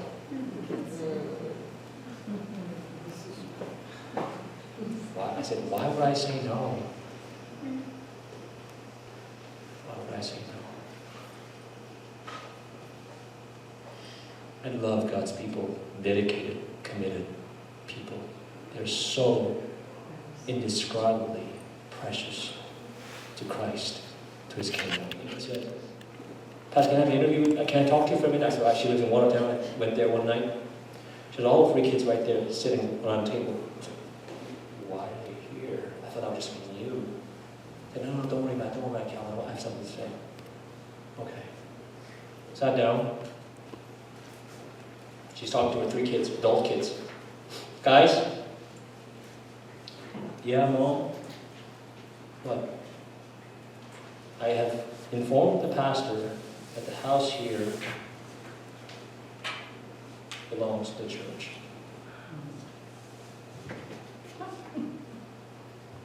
I mean, it's one thing to tell the pastor in private, right? But to have 3 kids. And I was like, wait a minute. Are you sure you want to say this? I couldn't smile. I was trying to, have my composure. Just, thank you, but you talked it out. Oh, don't worry. We talked it out. We talked it out. But I said, you're not doing it right away, right? You're going to wait. I mean, you're still young. You're still in mid-60s. You still have years to... Yes, Pastor, I know, I do, but I do want to make sure and tell my kids also that, they'll have their own share, not the house, but other stuff, but this house belongs to the Lord. I said, wait. I do appreciate, I feel so enormously blessed and all that, but you don't have to make that decision now, by the way. You can live, just in case you, no, are you talking to a lawyer? Talk to a lawyer? Yeah, because I want to meet, I was thinking if I could meet with the board and to meet with you and then just talk it out and really make sure that this, all the paperwork's clear. And she said, she added this. If you are worried, Pastor, if you're worried that if just in case the church is not around at that time when I'm dead, when I pass away and graduate to glory, don't worry about that, because if the church is not around, for whatever reason, if Watertown Evangelical Church is not around, I've already made that plan that all the assets will go into three agencies that I've been supporting for the last, I don't know how long, but a piece of it, 1/3 will go to Moody Bible School Institute, 1/3 will go to Wycliffe, and 1/3 will go to this other mission organization. But don't worry. But the primary recipient of this go towards the church. You can do whatever you want with it. I said, thank you, but pray. Have you prayed about it? Oh, I've been praying for this for years. Well, you only been attending this church for like 3 years. Oh, I prayed about this. Are you sure you don't need more time? No, I don't. Are you sure about that? Because when I told the board, they were like, really? No. Does she have an ulterior motive on it? No, to me, I know her. She became a deaconess now, and she's been there for a year then. So we met together with the board and we signed it. Because we needed witnesses. Signed the paper. 1 copy is to us, 1 copy to the lawyer, 1 copy is to her, and that's it. I don't know what God is doing. Cultures change all the time. One thing does not change, is to have dedicated, obedient, committed people of God. Today, as they were in the first century. Never changes. And what a blessing it is, even at this church, to have individuals, families, couples, who serve the church unrecognized, unannounced, unrewarded. That's better, actually. The more you're unrecognized, the more you're unrewarded, the more you're unencouraged, if I can put it that way. Guess what? In heaven, it's going what? Ka-ching, ka-ching, ka-ching, ka-ching. And your reward in heaven, indescribable. Let me pray, and then we'll go to that if you have any questions. Father, we thank you. It's hard, Lord, following you nowadays, but this is not new. We read about it throughout the Scripture, especially in the New Testament. Some of the Christians that went through the tremendous economical, financial persecution, physical persecution, abuse that went on for thousands of years. Sometimes I wonder, maybe we have it too easy. And maybe that is why we have so many complacent Christians today in the 21st century. Forgive us if we have been that way. But Lord, for those of us, at least those of us who've been here this morning and this afternoon, at least, Lord, stir our hearts. Compel us to follow you. Boldly, unashamedly, with grace, with humility. When a time calls for us to say no, help us to say no with grace. When the time calls for us to embrace, help us to do it at full length, embrace with full of love. Holy Spirit, you know it. We don't. Help us to respond promptly, obediently, every day of our life, because we do want to finish the race. We don't want to cut through that finishing line. We don't want to quit halfway through. Bless your people here this afternoon as they've come, as they've listened. Now, help us, Holy Spirit, to live out what we have heard. In Jesus' name we pray together as your people. Amen.